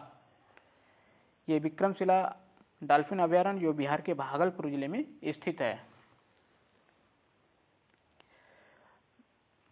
और प्रतिवर्ष 5 अक्टूबर को राष्ट्रीय डॉल्फिन दिवस कब मनाया जाता है? प्रतिवर्ष 5 अक्टूबर को राष्ट्रीय डॉल्फिन दिवस के रूप में मनाया जाता है। और 15 अगस्त 2020 को स्वतंत्रता दिवस के अवसर पर प्रधानमंत्री मोदी ने नदी और समुद्र डॉल्फिन दोनों डॉल्फिनों के संरक्षण को बढ़ावा देने के लिए प्रोजेक्ट डॉल्फिन की घोषणा की थी। आगे आता है हमारा आयुर्वेद ज्ञान नैपुण्य पहल। आयुर्वेद ज्ञान नैपुण्य पहल ये क्या है? भारत में 5 लाख से अधिक पंजीकृत आयुर्वेद चिकित्सक हैं जो मुख्य रूप से आयुर्वेदिक फार्मूलरी और भारत की भेषज संहिता में प्रलेखित आयुर्वेद फार्मूलेशन के आधार पर चिकित्सा करते हैं। और हाल ही में आयुर्वेद चिकित्सा के माध्यम से कई नए गंभीर एवं दीर्घकालिक दोनों प्रकार के रोगों का सफलतापूर्वक इलाज किया गया है। जिसके आयुर्वेद के शास्त्रीय ग्रंथों में वर्णन नहीं है। और आयुर्वेद चिकित्सा में इस नवाचार जनता के लाभ हेतु बड़े पैमाने पर प्रयोग जाने की आवश्यकता है। देखते हैं क्या है इम्पोर्टेंट महत्वपूर्ण तथ्य क्या दिए गए हैं हमारे। नवंबर 2023 में केंद्रीय आयुर्वेदीय विज्ञान अनुसंधान परिषद यानी कि central council for research in Ayurvedic sciences नई दिल्ली ने आयुर्वेद ज्ञान नैपुण्य पहल, ठीक है, आयुर्वेद ज्ञान नैपुण्य पहल AGNI आयुर्वेद ज्ञान नैपुण्य इनिशिएटिव को लॉन्च किया है। और इस पहल को आयुर्वेद के क्षेत्र में संलग्न चिकित्सकों के लिए लॉन्च किया गया है। इसके तहत चिकित्सकों द्वारा आयुर्वेद के क्षेत्र में नवाचार को बढ़ावा दिया जाएगा। अग्नि नामक इस उद्देश्य का इसका अग्नि यानी कि आयुर्वेद ज्ञान नैपुण्य इनिशिएटिव, ठीक है, अग्नि नामक इस पहल के उद्देश्य का निम्नलिखित है कि यह पहल आयुर्वेद चिकित्सकों को अपने नवाचारी अभ्यासों, प्रथाओं और रोगी से जुड़ी विभिन्न स्थितियों में से उनके अनुभवों की जानकारी को साझा करने का एक मंच प्रदान करेगी। और यदि यह पहल आयुर्वेद चिकित्सकों के बीच साक्ष्य आधारित आयुर्वेद चिकित्सा की जानकारी देने की संस्कृति को बढ़ावा देगी। इसके बाद में आता है भारतीय भेषज संहिता आयोग यानी कि PDG का सदस्य, यानी कि ये क्या है, IP इंडियन फार्माकोपिया IP का केंद्रीय स्वास्थ्य एवं परिवार कल्याण मंत्रालय की ओर से भारतीय भेषज संहिता आयोग IPC इंडियन फार्माकोपिया कमीशन द्वारा प्रकाशित किया गया है। यह है क्या कि ये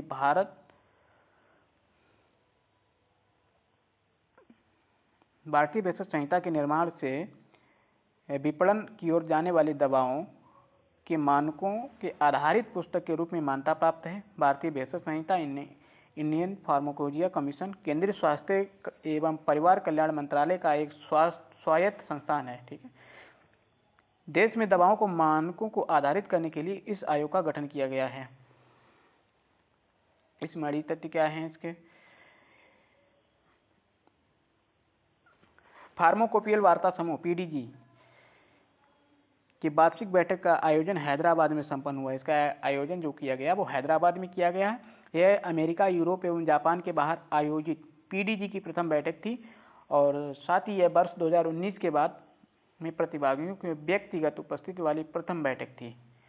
इसकी बैठक की बात की जाए तो इसकी बैठक हैदराबाद में की गई और यह यूरोप एवं जापान के बाहर आयोजित PDG यानी कि प्रथम बैठक थी ये, ठीक है। इस बैठक के दौरान भारतीय भेषज संहिता आयोग PDG के स्थायी सदस्य के रूप में शामिल किया गया है, भारत को शामिल किया गया है।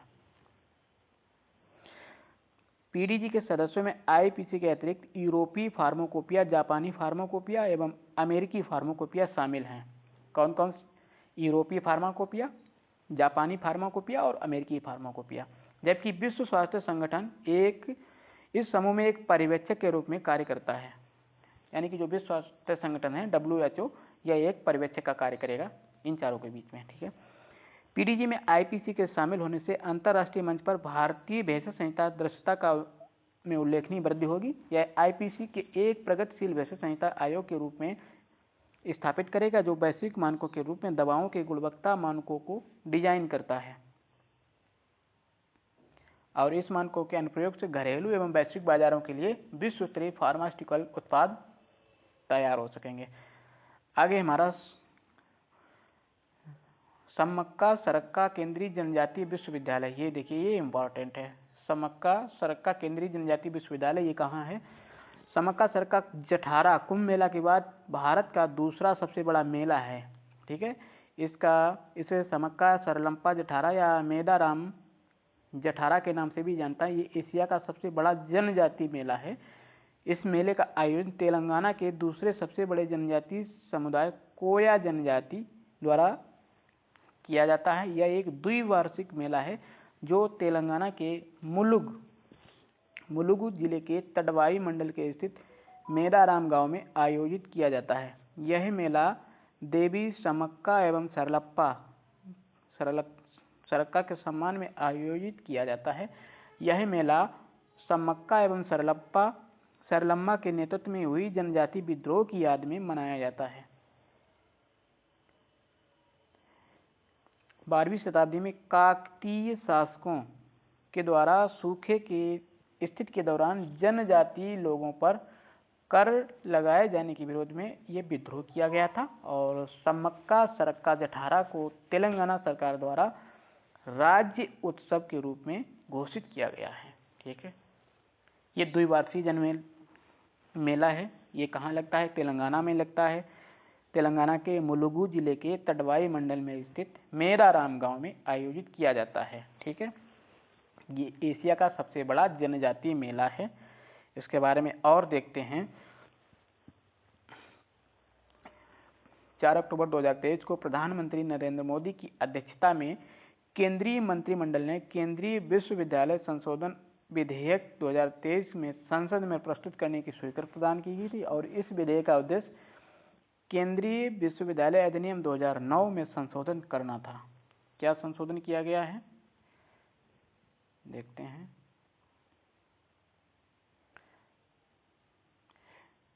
ये विश्वविद्यालय, यह संशोधन सम्मक्का सरक्का केंद्रीय जनजातीय विश्वविद्यालय की स्थापना का उद्देश्य किया जाएगा। यह विश्वविद्यालय तेलंगाना के मुलुगु जिले में स्थापित किया जाएगा। 7 दिसंबर को लोकसभा में और 13 दिसंबर को 2023 को राज्यसभा द्वारा केंद्रीय विश्वविद्यालय संशोधन पारित कर दिया गया है। तो ये कहाँ होगा? सम्मक्का सरक्का केंद्रीय जनजातीय विश्वविद्यालय, ये तेलंगाना के मुलुगु जिले में होगा। ठीक है, जहाँ पर द्विवार्षिक मेला लगता है। इसके बाद में आता है हमारा ट्रैवल फॉर लाइफ। ये क्या है? ट्रैवल फॉर लाइफ, ये मिशन लाइफ, ये भारत के नेतृत्व वाला एक वैश्विक जन आंदोलन है जिसका उद्देश्य पर्यावरण की रक्षा एवं संरक्षण के लिए व्यक्तिगत एवं सामुदायिक कार्यवाही को प्रेरित करना है। और लाइफ शब्द का तात्पर्य है पर्यावरण के लिए जीवन शैली। लाइफ को सर्वप्रथम प्रधानमंत्री मोदी ने 1 नवंबर 2021 को ग्लासगो यानी यूनाइटेड किंगडम में आयोजित UNFCCC United Nations framework convention on climate change के पक्षकारों के सम्मेलन के 26वें सत्र, ये COP26 में प्रस्तावित किया था, जो 20 अक्टूबर 2022 को प्रधानमंत्री नरेंद्र मोदी ने एकता नगर गुजरात स्थित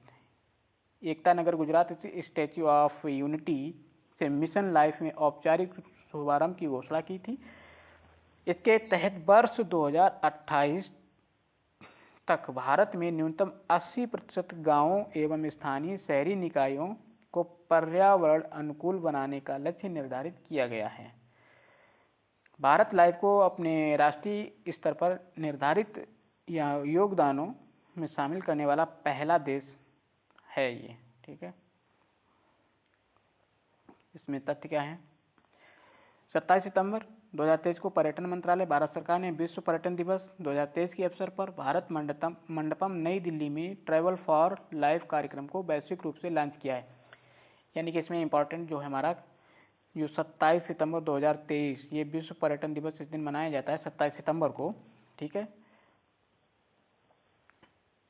भारत मंडपम नई दिल्ली यानी ट्रैवल फॉर लाइफ कार्यक्रम को वैश्विक रूप से लॉन्च किया है।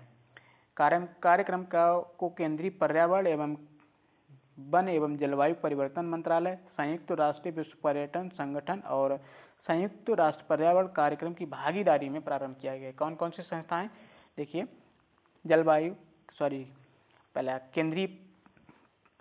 केंद्रीय पर्यावरण मंत्रालय, वन एवं जलवायु मंत्रालय, संयुक्त राष्ट्र विश्व पर्यटन संगठन और संयुक्त राष्ट्र पर्यावरण कार्यक्रम। ट्रैवल फॉर लाइफ मिशन के अंतर्गत पर्यटन क्षेत्र के लिए एक क्षेत्रीय कार्यक्रम है ये, और इस कार्यक्रम का लक्ष्य सतत पर्यटन के लिए राष्ट्रीय रणनीति के साथ अभिसरण में देश स्थायी पर्यटन को बढ़ावा देना है। ट्रैवल फॉर लाइफ के अंतर्गत चिन्हित किए गए 8 केंद्रीय विषय निम्नवत हैं। वो कौन कौन से हैं? देखिए, ऊर्जा की बचत पहला हो गया।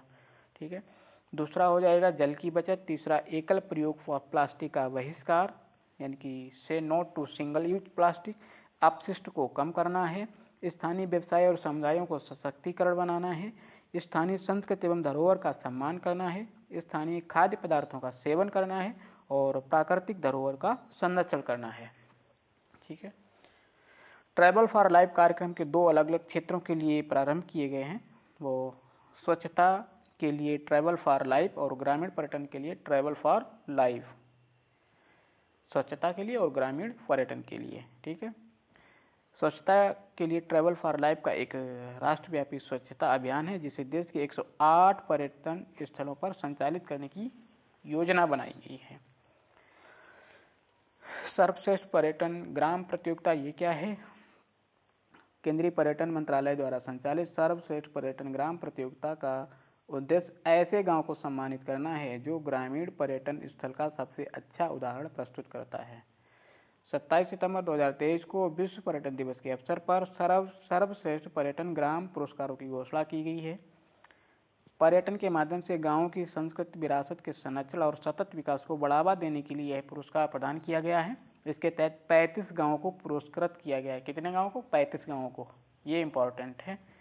35 गांवों को पुरस्कृत किया गया है और 5 गांवों को स्वर्ण, 10 गांवों को रजत और 20 गांवों को कांस्य श्रेणी में पुरस्कृत किया गया है। ठीक है। सर्वश्रेष्ठ पर्यटन ग्राम प्रतियोगिता में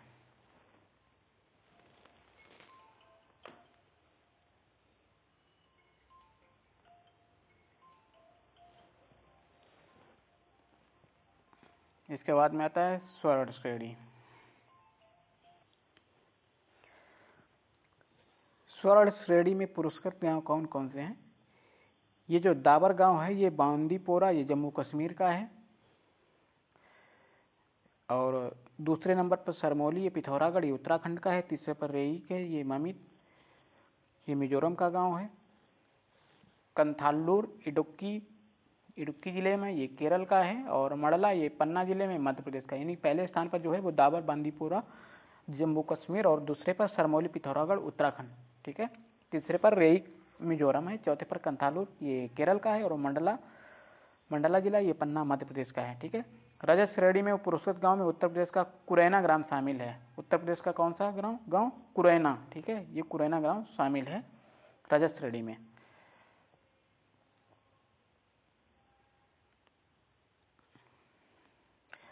भारत ऑर्गेनिक्स ब्रांड, आगे हमारा भारत ऑर्गेनिक्स ब्रांड ये क्या है? ये 25 जनवरी 2023 को multi state cooperative society act 2002 के तहत राष्ट्रीय सहकारी ऑर्गेनिक्स लिमिटेड NCOL को पंजीकृत किया गया था। लेकिन 11 जनवरी 2023 को प्रधानमंत्री मोदी के नेतृत्व में केंद्रीय मंत्रिमंडल द्वारा राष्ट्रीय सहकारी ऑर्गेनिक्स लिमिटेड को गठन को मंजूरी प्रदान की गई थी।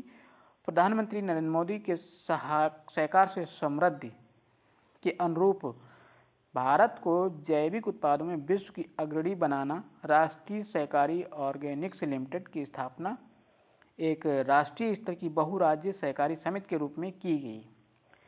NOCL का लक्ष्य जैविक खेती करने वाले किसानों और उत्पादक संगठनों को बाजार तक सीधी पहुंच प्रदान करने एवं उपज पर मुनाफे में वृद्धि करना है। राष्ट्रीय सहकारी ऑर्गेनिक लिमिटेड का मुख्यालय आनंद, गुजरात में होता है।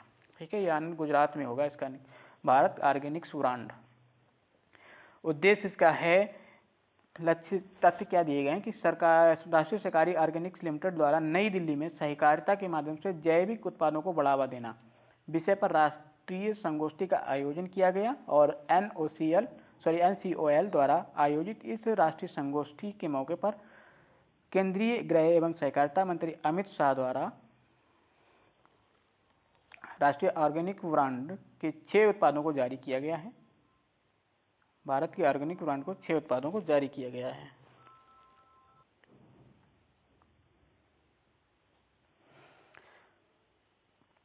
आगे है एकात्मता की मूर्ति। एकात्मता की मूर्ति ये क्या है, इसको देखते हैं।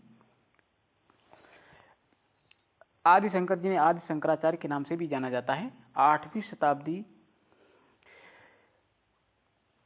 शताब्दी के भारतीय विद्वान थे, वैदिक विद्वान थे। ये अद्वैत के समर्थक थे, अर्थात व्यक्तिगत आत्मा की एकात्मता के सिद्धांत को मानते थे। इनका जन्म केरल राज्य के कालड़ी कालड़ी ग्राम में एक नंबूदरी ब्राह्मण परिवार में हुआ था। इन्होंने श्रृंगेरपुरी, कालका एवं बद्रीनाथ स्थित 4 मठों की स्थापना की।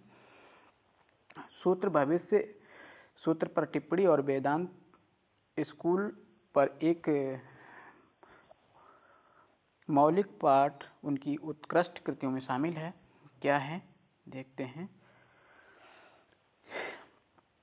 मध्य प्रदेश के तत्कालीन मुख्यमंत्री शिवराज सिंह चौहान ने एकात्मता की मूर्ति का अनावरण किया और इस मूर्ति का अनावरण ओंकारेश्वर में आयोजित शंकरवतरणम नामक एक समारोह के दौरान किया गया था। और इस अवसर पर श्री चौहान ने अद्वैत लोक संग्रहालय आचार्य शंकर संग्रहालय का भी शिलान्यास किया है। आचार्य शंकर की एक बहुधातु प्रतिमा आचार्य शंकर संग्रहालय तथा आचार्य शंकर अंतर्राष्ट्रीय अद्वैत वेदांत संस्थान से युक्त इस बहुसंरचनात्मक परिसर का नाम एकात्म धाम निर्धारित किया गया है। एकात्मता की मूर्ति आदि गुरु शंकराचार्य की एक विशाल प्रतिमा है। यह प्रतिमा कहाँ है? ये मध्य प्रदेश के खंडवा जिले के पुनासा तहसील के अंतर्गत ओंकारेश्वर मानदाता पर्वत पर स्थापित की गई है और इसकी ऊंचाई की बात की जाए तो 108 फीट है। आदि शंकराचार्य यानी कि चलने की मुद्रा में इनको दर्शाया गया है। यह प्रतिमा कांस्य की मिश्र धातु 88%, तांबा और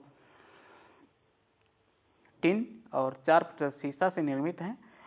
54 फीट ऊंचे एक आसन के ऊपर स्थित 27 फीट ऊंचे कमल की पंखुड़ी सदृश आधार पर टिका हुआ है और यह प्रतिमा एक प्रकार की निर्मित की गई है। इस प्रकार निर्मित की गई कि ये 500 वर्षों से भी अधिक समय तक खड़ी रह सकती है। यह प्रतिमा को वैचारिक स्केच प्रसिद्ध किसने किया है? वासुदेव कामत ने तैयार किया है, जो भारतीय चित्रकार हैं। और इस स्केच पर आधार पर ही सोलापुर महाराष्ट्र के एक कुशल मूर्तिकार भगवान रामपुरे ने एकात्मता की मूर्ति का निर्माण किया है। भारत में स्थापित मुख्य और अन्य जो मूर्तियां हैं उनकी बात करते हैं। स्टैच्यू ऑफ यूनिटी ये गुजरात में है। ये विश्व की सबसे ऊंची प्रतिमा है, 182 मीटर। ठीक है। इसके बाद तिरुवल्लुवर प्रतिमा ये तमिलनाडु में है। गोमटेश्वर प्रतिमा ये कर्नाटक में है। हनुमान मूर्ति नई दिल्ली में। भगवान मुरुगन प्रतिमा ये तमिलनाडु में। और मुरुदेश्वर की भगवान शिव की प्रतिमा जो कि कर्नाटक में है। स्टैच्यू ऑफ इक्वलिटी की बात की जाए तो ये 14 अक्टूबर 2023 को मेरीलैंड, इंपॉर्टेंट है ये वाला क्वेश्चन, अमेरिका में B.R. अम्बेडकर की 19 फीट ऊंची प्रतिमा का अनावरण किया गया है। स्टैच्यू ऑफ इक्वलिटी ये कहाँ की गई? तो अमेरिका में। ठीक है। स्टैच्यू ऑफ इक्वलिटी का नाम दिया गया है इसको और ये भारत से बाहर है, इस वजह से इम्पोर्टेंट है। भारत से बाहर B.R. अम्बेडकर की सबसे ऊंची प्रतिमा है ये। तो कितनी ऊंचाई है इसकी? 19 फीट इसकी ऊंचाई है। यह प्रतिमा हैदराबाद स्थित डॉक्टर अंबेडकर की विश्व की सबसे ऊंची प्रतिमा की प्रतिकृति है, जो हैदराबाद में एक प्रतिमा स्थित है। ठीक है। इस प्रतिमा के शिल्पकार रामबी सुतार हैं और श्री सुतार ने गुजरात में स्थित विश्व की सबसे ऊंची प्रतिमा 182 मीटर स्टैच्यू ऑफ यूनिटी का भी डिजाइन किया है। रामबी सुतार ने इसका डिजाइन किया है। स्टैच्यू ऑफ यूनिटी जो सरदार वल्लभ भाई पटेल की प्रतिमा है और 2023 में तेलंगाना के तत्कालीन मुख्यमंत्री के चंद्रशेखर राव ने भारत में स्थित B.R. अम्बेडकर की सबसे ऊंची प्रतिमा का अनावरण किया था। हैदराबाद में स्थित ये कांस्य की प्रतिमा 125 फीट की है। ठीक है। इसकी ऊंचाई कितनी है? 125 फीट है। ठीक है। हैदराबाद में डॉक्टर भीमराव अम्बेडकर की जो प्रतिमा बनाई थी।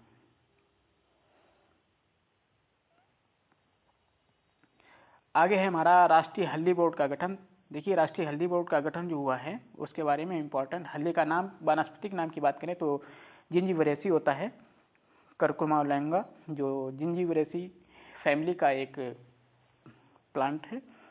यह एक सदाबहार औषधीय गुणों से युक्त पौधा है जो मुख्यतः भारतीय उपमहाद्वीप यानी कि दक्षिण पूर्व एशिया में उगाया जाता है।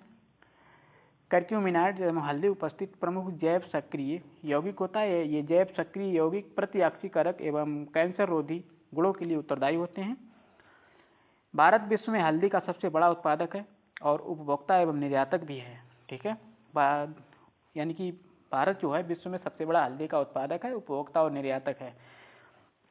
भारत में हल्दी उत्पादन 11.61 लाख टन था, जो वैश्विक हल्दी उत्पादन का 70% से भी अधिक है। भारत में सर्वाधिक हल्दी उत्पादक राज्य जो हैं वो महाराष्ट्र, तेलंगाना, कर्नाटक एवं तमिलनाडु हैं।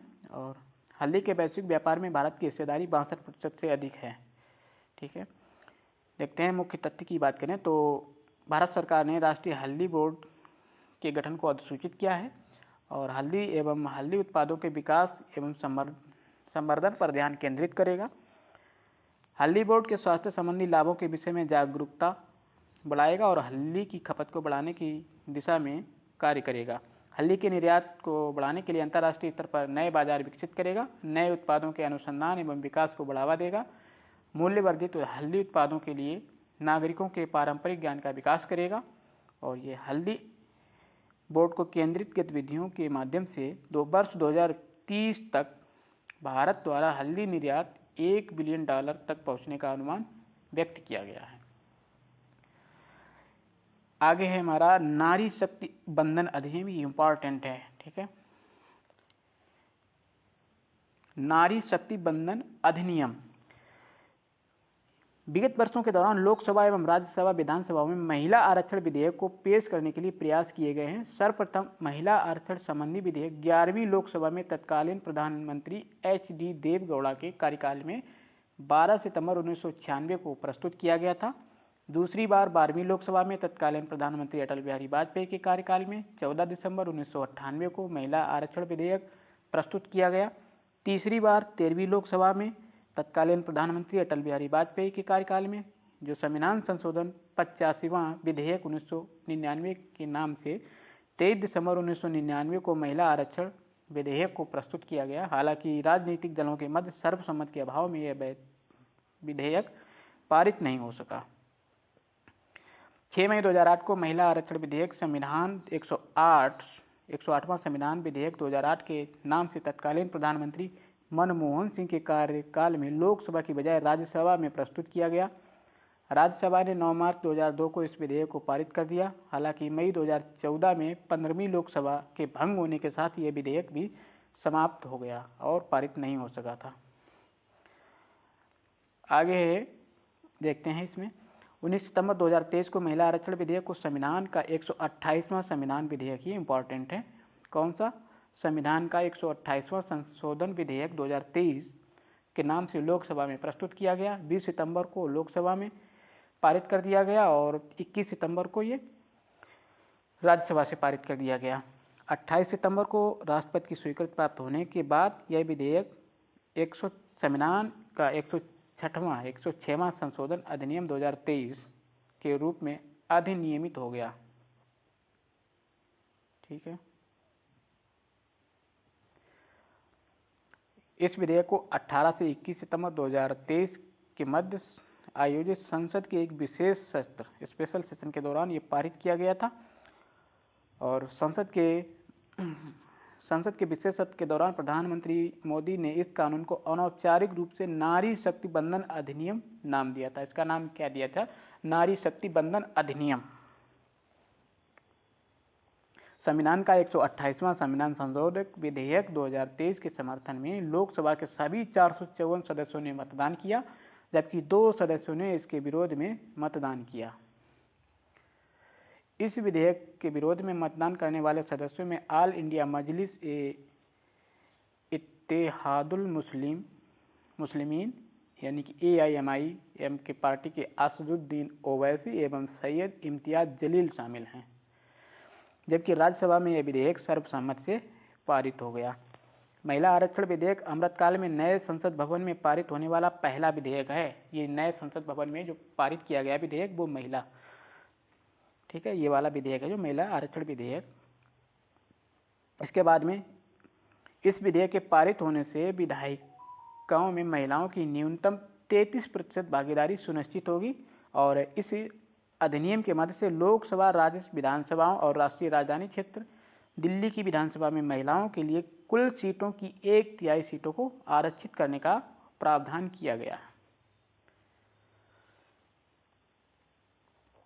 संविधान का 106वां संशोधन अधिनियम 2023 के माध्यम से संविधान के अनुच्छेद 239 AA में संविधान संशोधन किया गया है, जबकि नए अनुच्छेद यथा 330A, 332A और 334A को जोड़ा गया है। ये इम्पॉर्टेंट है। 330A, 332A और 334A को जोड़ दिया गया है, नए अनुच्छेद से जोड़ा गया है। ये नए अनुच्छेद 330A को जोड़ने के माध्यम से संविधान में निम्न प्रावधानों को शामिल किया गया है। कौन कौन से?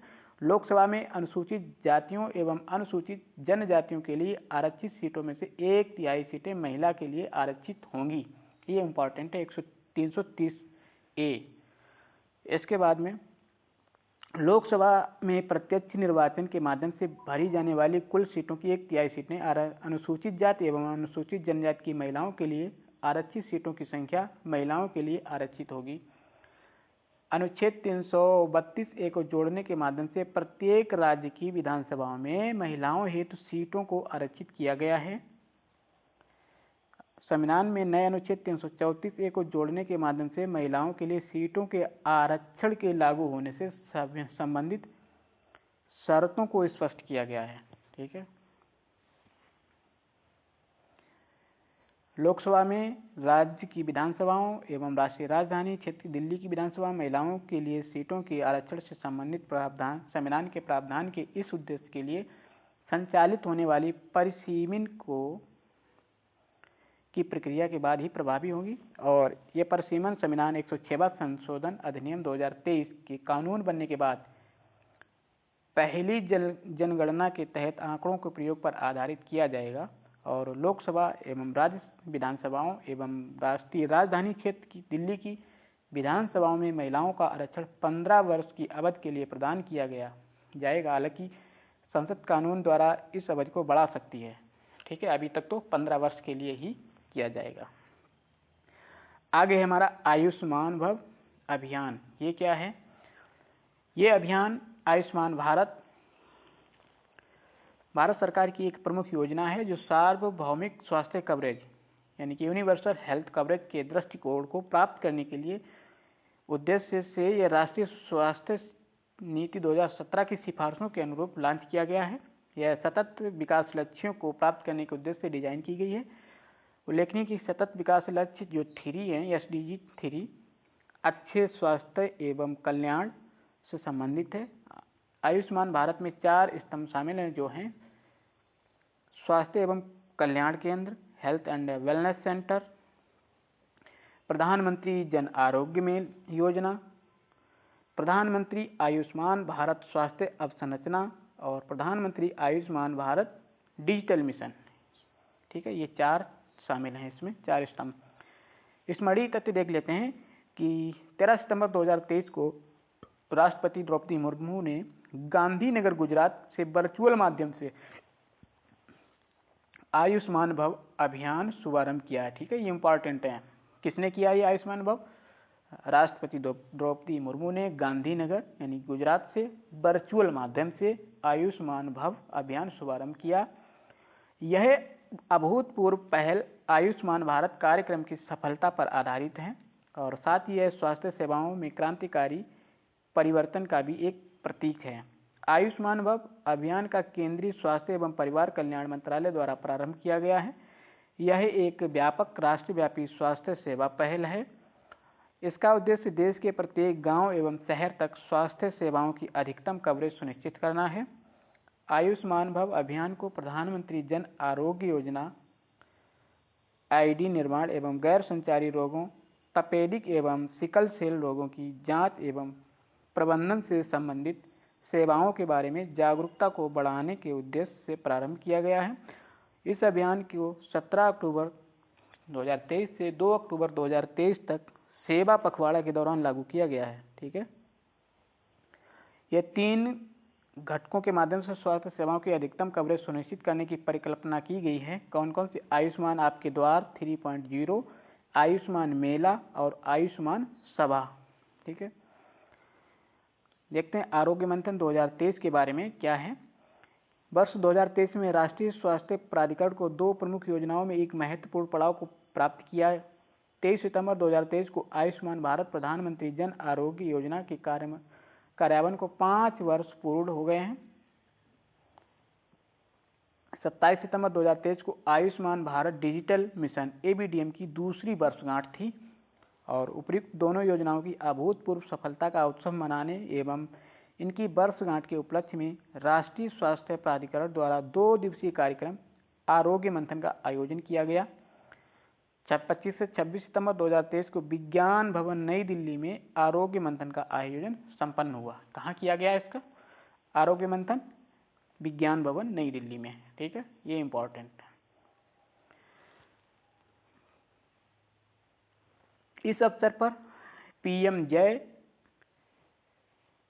ABDM के प्रभावी कार्यान्वयन के लिए विभिन्न श्रेणियों में राज्यों में केंद्र शासित प्रदेशों को पुरस्कृत किया गया। सर्वाधिक संख्या में उपचार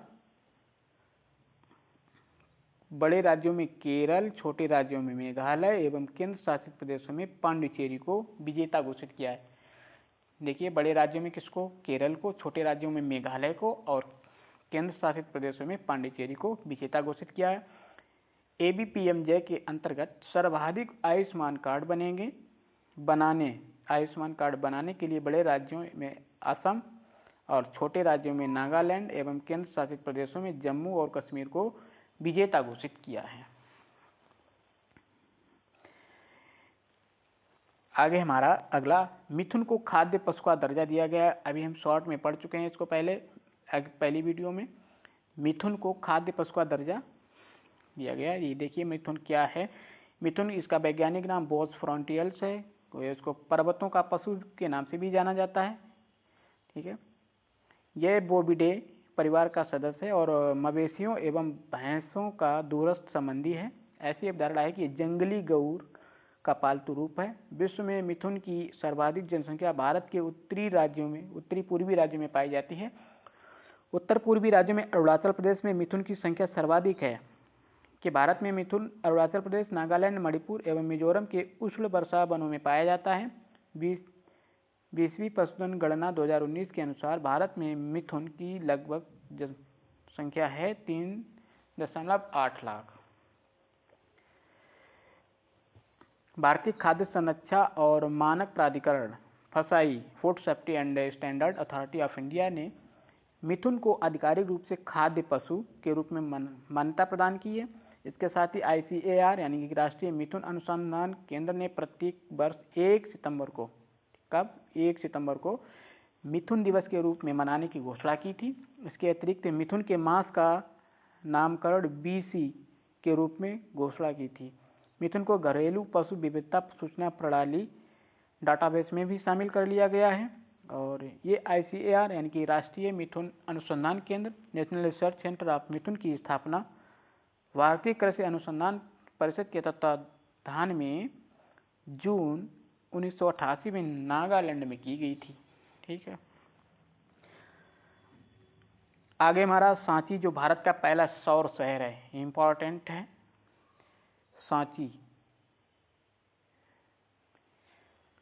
सांची मध्य प्रदेश के रायसेन जिले में स्थित एक छोटा सा नगर है। सांची स्तूपों, एकास्मी, अशोक स्तंभ, मंदिरों, बौद्ध विहारों और स्थापत्य संपदा के कारण विख्यात है। सांची में कई स्तूप स्थित हैं, जिनमें के सांची के स्तूप को सबसे प्रमुख माना जाता है। इसे द ग्रेट स्तूप के नाम से भी जानते हैं। इस महान स्तूप का निर्माण सम्राट अशोक ने 3री शताब्दी ईसा पूर्व में करवाया था। वर्ष 1989 में सांची स्थित बौद्ध स्मारकों को यूनेस्को की विश्व धरोहर सूची में शामिल किया गया था। देखते हैं, मध्य प्रदेश के तत्कालीन मुख्यमंत्री शिवराज सिंह चौहान ने सांची यानी कि भारत के प्रथम सौर शहर के रूप में लोकार्पण किया है। इस अवसर पर सांची को शुद्ध शून्य यानी नेट जीरो कार्बन उत्सर्जन शहर बनाने के लिए मध्य प्रदेश सरकार के नवीन एवं नवीकरणीय ऊर्जा विभाग एवं IIT कानपुर के मध्य एक समझौता ज्ञापन भी हस्ताक्षरित हुआ। सांची के निकट नागौरी में 3 मेगावाट क्षमता की सौर परियोजना की स्थापना के परिणाम स्वरूप सांची एक सौर शहर के रूप में विकसित होने में सफल रहा है। भविष्य में सांची के निकट गुलगांव में 5 मेगावाट की एक सौर परियोजना स्थापित की जाएगी, जो कृषि क्षेत्र की ऊर्जा आवश्यकताओं की पूर्ति करेगी। सांची के सौर शहर बनने के परिणाम स्वरूप प्रति वर्ष कार्बन डाइऑक्साइड उत्सर्जनों में लगभग 14,000 टन की कटौती होगी। ठीक है, इसके बाद में देखते हैं ये मोढेरा, जो भारत का 24x7 सौर ऊर्जा, पहला 24x100 सौर ऊर्जा संचालित गांव है मोढेरा। ये कहाँ पर है? 9 से 11 अक्टूबर 2022 के मध्य प्रधानमंत्री नरेंद्र मोदी ने गुजरात का दौरा किया और इस यात्रा के दौरान मोढेरा को भारत का पहला 24 घंटे सौर ऊर्जा से संचालित गांव घोषित किया। इस गांव में भू आधारित क्षमता का एक सौर संयंत्र स्थापित किया गया है, भू आधारित 6 मेगावाट। ठीक है, 6 मेगावाट क्षमता का एक सौर संयंत्र स्थापित किया गया है। मोढेरा का सौरीकरण सूर्यग्राम परियोजना के तहत किया गया है और इस परियोजना के माध्यम से मोढेरा भारत का प्रथम शुद्ध नवीकरणीय ऊर्जा उत्पादक गांव बन गया है। ठीक है,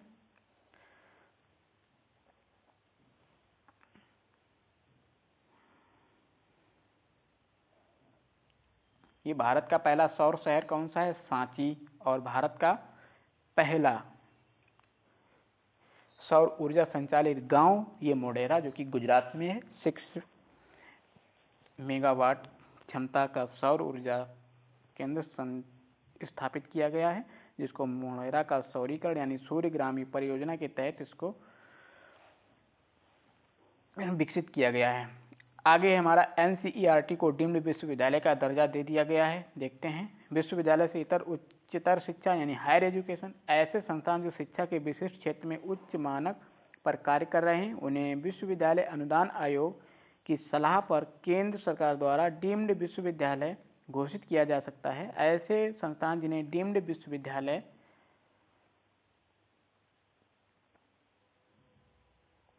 का दर्जा प्रदान किया जाता है, वे एक ऐसे विश्वविद्यालय के समान अकादमिक दर्जा एवं विशेषाधिकार को प्राप्त करते हैं।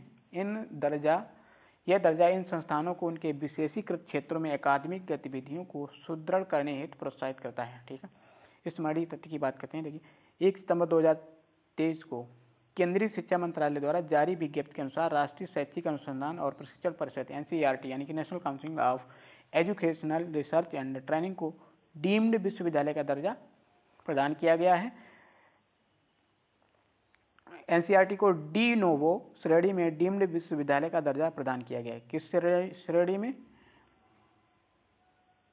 NCERT को डी नोवो, ठीक है, डी नोवो श्रेणी में। डी नोवो संस्थान ऐसे संस्थान होते हैं जो ज्ञान के विशिष्ट एवं उभरते हुए क्षेत्रों में शिक्षण एवं अनुसंधान पर केंद्रित होते हैं। और डीम्ड विश्वविद्यालय का दर्जा शैक्षिक अनुसंधान एवं नवाचार को बढ़ावा देने के लिए NCERT के प्रयासों को सुदृढ़ बनाएगा। आगे देखते हैं स्वच्छ वायु सर्वेक्षण 2023।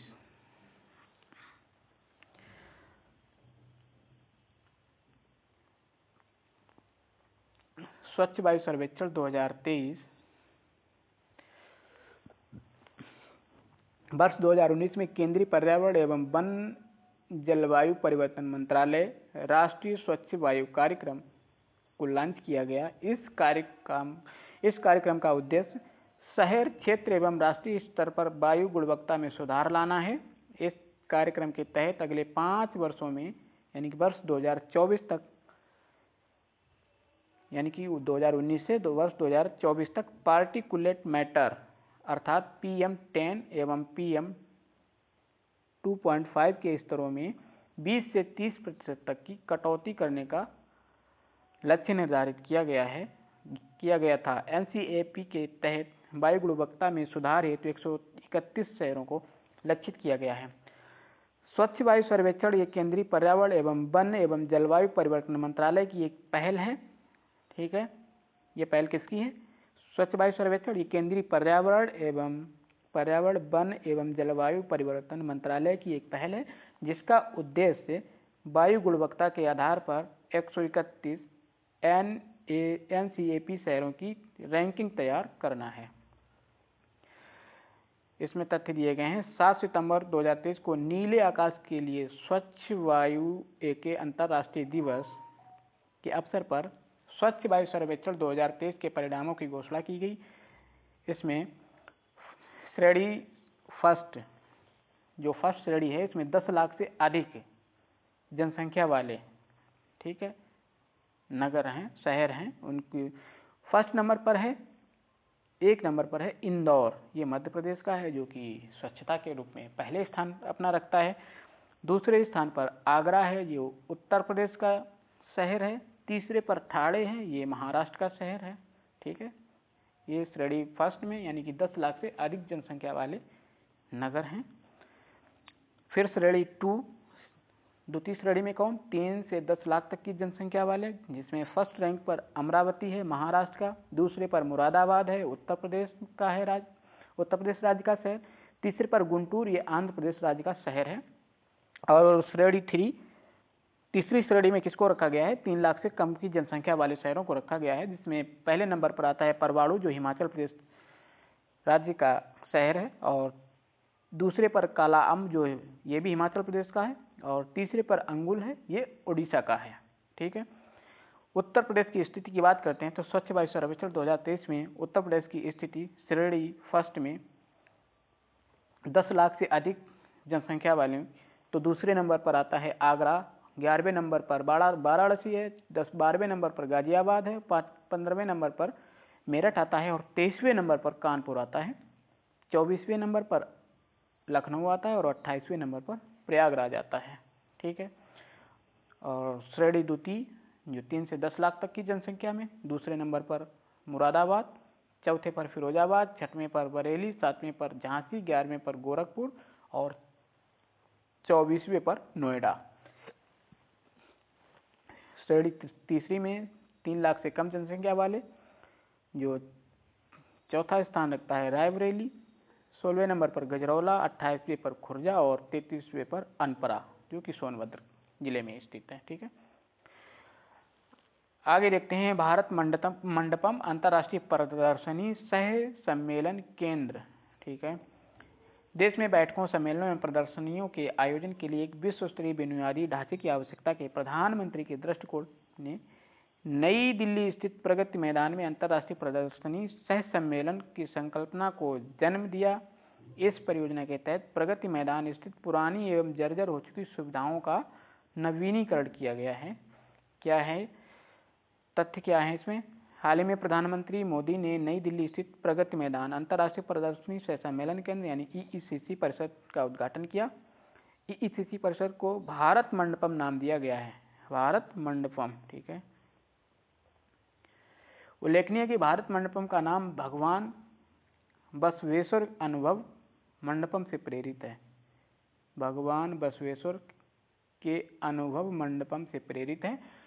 अनुभव मंडपम 12वीं सदी में भगवान बसवेश्वर द्वारा कर्नाटक में सार्वजनिक समारोहों के लिए स्थापित किया गया एक मंडप था। लगभग 123 एकड़ के क्षेत्र के साथ ईआईसीसी परिसर को भारत के सबसे बड़े एमआईसीई गंतव्य रूप में विकसित किया गया है। G20 शिखर सम्मेलन का आयोजन भारत मंडपम में ही किया गया था, ये इम्पोर्टेंट है, ठीक है। G20 शिखर सम्मेलन का आयोजन किया गया था भारत मंडपम में, ठीक। विश्व की सबसे ऊंची नटराज की मूर्ति ये कहाँ पर है, देखते हैं। नई दिल्ली स्थित भारत मंडपम में विश्व की सबसे ऊंची नटराज की मूर्ति स्थापित की गई है, ठीक है। भारत मंडपम में किसकी? नटराज मूर्ति सबसे ऊंची, ठीक है। नटराज मूर्ति यानी कि ये नृत्य करती हुई मुद्रा में भगवान शिव की इस मूर्ति की ऊंचाई 28 फीट है और यह मूर्ति अष्टधातु स्वर्ण, रजत, सीसा, तांबा, टिन, पारा, लोहा एवं जस्ता से निर्मित है। इस मूर्ति को तमिलनाडु के तंजावुर जिले स्थित स्वामी मलाई में मूर्तिकार राधा कृष्णन स्थापित एवं उनके दल द्वारा 7 माह के रिकॉर्ड समय में निर्मित किया गया है। इस मूर्ति का निर्माण लास्ट वैक्स कास्टिंग विधि द्वारा किया गया है, ठीक है। ये इम्पॉर्टेंट है। इसके बाद में आता है प्रधानमंत्री विश्वकर्मा योजना। प्रधानमंत्री विश्वकर्मा योजना की बात की जाए तो ये कारीगर एवं शिल्पकार भारतीय अर्थव्यवस्था में कार्यबल का एक महत्वपूर्ण हिस्सा है। ये ऐसे लोग हैं जो अपने हाथों उपकरणों की सहायता से कार्य करते हैं और प्रायः स्वनियोजित होते हैं। इन्हें सामान्यतः अर्थव्यवस्था के अनौपचारिक या असंगठित क्षेत्र का हिस्सा माना जाता है। इन पारंपरिक कारीगरों एवं शिल्पकारों को विश्वकर्मा के रूप में संदर्भित किया जाता है। ये लोग मुख्यतः लोहार, स्वर्णकार, कुम्हार, बढ़ई, मूर्तिकार जैसे व्यवसायों से में संलग्न होते हैं। देखते हैं इस मणि तत्व की बात करें।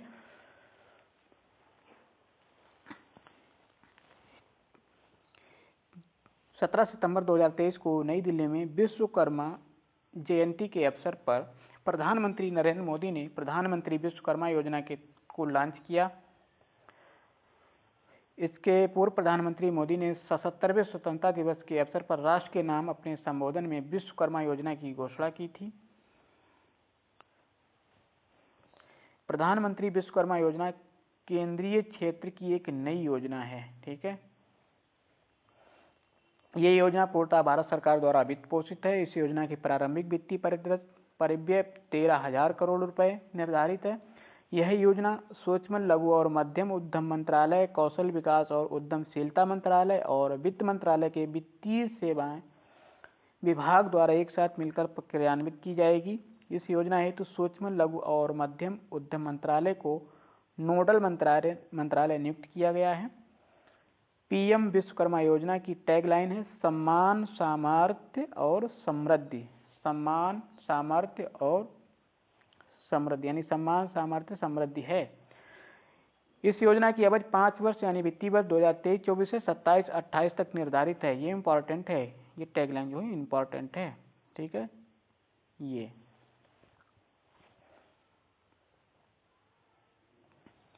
इस योजना के तहत प्रथम चरण में 18 पारंपरिक व्यवसायों को शामिल किया जाएगा, जो निम्न हैं।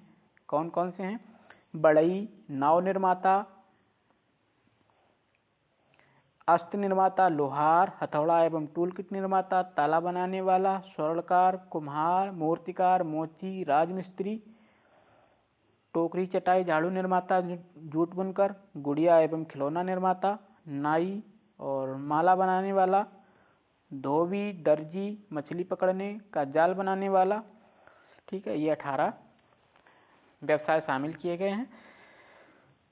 उद्देश्य क्या है कि कारीगरों एवं शिल्पकारों को विश्वकर्मा के रूप में मान्यता प्रदान करने के माध्यम से उन्हें इस योजना के सभी लाभों को प्राप्त करने हेतु पात्र बनाना है और विश्वकर्माओं के कौशल को निखारने के लिए उनका कौशल उन्नयन करना और उन्हें प्रासंगिक एवं उपयुक्त प्रशिक्षण उपलब्ध कराना, उनकी क्षमता एवं उत्पादकता के साथ साथ उनके उत्पादों की गुणवत्ता को बढ़ाने के लिए बेहतर एवं अत्याधुनिक उपकरणों तक उनकी पहुंच को सुगम बनाना।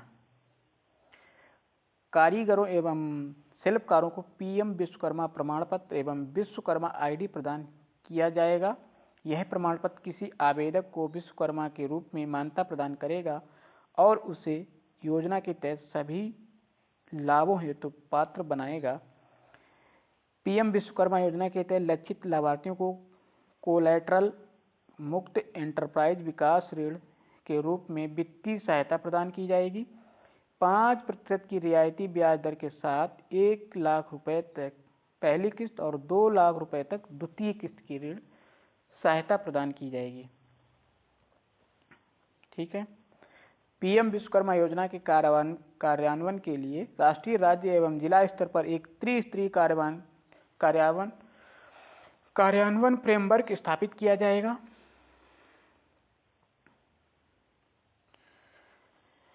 आगे हमारा प्रथम ABDM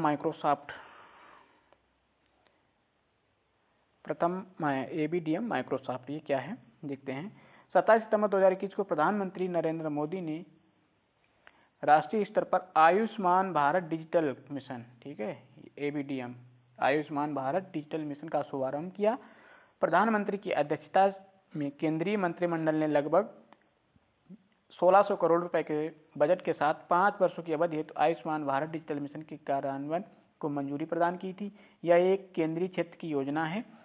Ayushman Bharat digital mission ABDM हेतु राष्ट्रीय स्वास्थ्य प्राधिकरण एनएचआई नेशनल हेल्थ अथॉरिटी में कार्यान्वयन को एजेंसी नियुक्त किया गया है। यह राष्ट्रीय स्तर पर लॉन्च होने के बाद स्वास्थ्य सेवा में संलग्न विभिन्न हितधारक इसमें सक्रिय रूप से भाग ले रहे हैं। एबीडीएम के साथ इन स्वास्थ्य प्रदाताओं के व्यापक जुड़ाव को बढ़ावा देने के लिए राष्ट्रीय सुरक्षा प्राधिकरण यानी कि माइक्रोसाइट का विचार परिकल्पित किया है। इसी परिप्रेक्ष्य में NHA द्वारा ABDM के अंतर्गत 100 माइक्रोसॉफ्ट परियोजना, कितनी 100 माइक्रोसॉफ्ट परियोजना लॉन्च की गई है। इन माइक्रोसॉफ्ट में सभी स्वास्थ्य सेवाओं प्रदाताओं ABDM के अंतर्गत लाने में के केंद्रीकृत प्रयास किए जाएंगे और विश्व भर विस्तार यानी कि ABDM का विस्तार देश भर के निजी स्वास्थ्य सेवा प्रदाताओं तक करने में मदद मिलेगी। ठीक है, ये इंपॉर्टेंट है। राष्ट्रीय स्वास्थ्य प्राधिकरण 100 माइक्रोसॉफ्ट परियोजना के तहत आइजोल मिजोरम में प्रथम ABDM माइक्रोसॉफ्ट लॉन्च किया गया। ठीक है, इस प्रकार मिजोरम ABDM माइक्रोसॉफ्ट की शुरुआत करने वाला भारत का पहला राज्य बन गया है। ठीक है, इंपॉर्टेंट है। इसके बाद में देखते हैं, इसके तहत इस क्षेत्र में निजी क्लिनिकों, छोटे अस्पतालों एवं प्रयोगशालाओं में सभी स्वास्थ्य सुविधाओं को ABDM सक्षम बनाया जाएगा एवं मरीजों को डिजिटल स्वास्थ्य सेवाएं प्रदान की जाएंगी। मिजोरम ने आइजोल में ABDM माइक्रोसॉफ्ट को लागू करने के लिए यूथ फॉर एक्शन को इंटरफेसिंग एजेंसी के रूप में नियुक्त किया गया है। और ABDM के संदर्भ में एक माइक्रोसाइट उन लघु एवं मध्यम स्तरीय क्लिनिकों, नर्सिंग होम, अस्पतालों, सामान्यतः 10 से कम बिस्तर वाले प्रयोगशालाओं एवं फार्मेसियों के स्वास्थ्य सुविधाओं के लिए समूह है जो ABDM सक्षम है और मरीजों को डिजिटल स्वास्थ्य सेवाएं उपलब्ध कराते हैं। ये माइक्रोसाइट देश भर के विभिन्न राज्य केंद्र शासित प्रदेशों में स्थापित की जाएंगे। कितने किए जाएंगे? 100। ठीक है,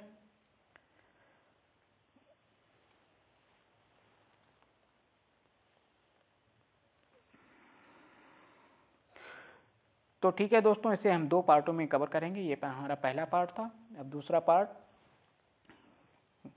कल देखेंगे। वीडियो ज़्यादा लंबा हो रहा है। ठीक है, मिलते हैं नेक्स्ट वीडियो में, तब तक के लिए धन्यवाद।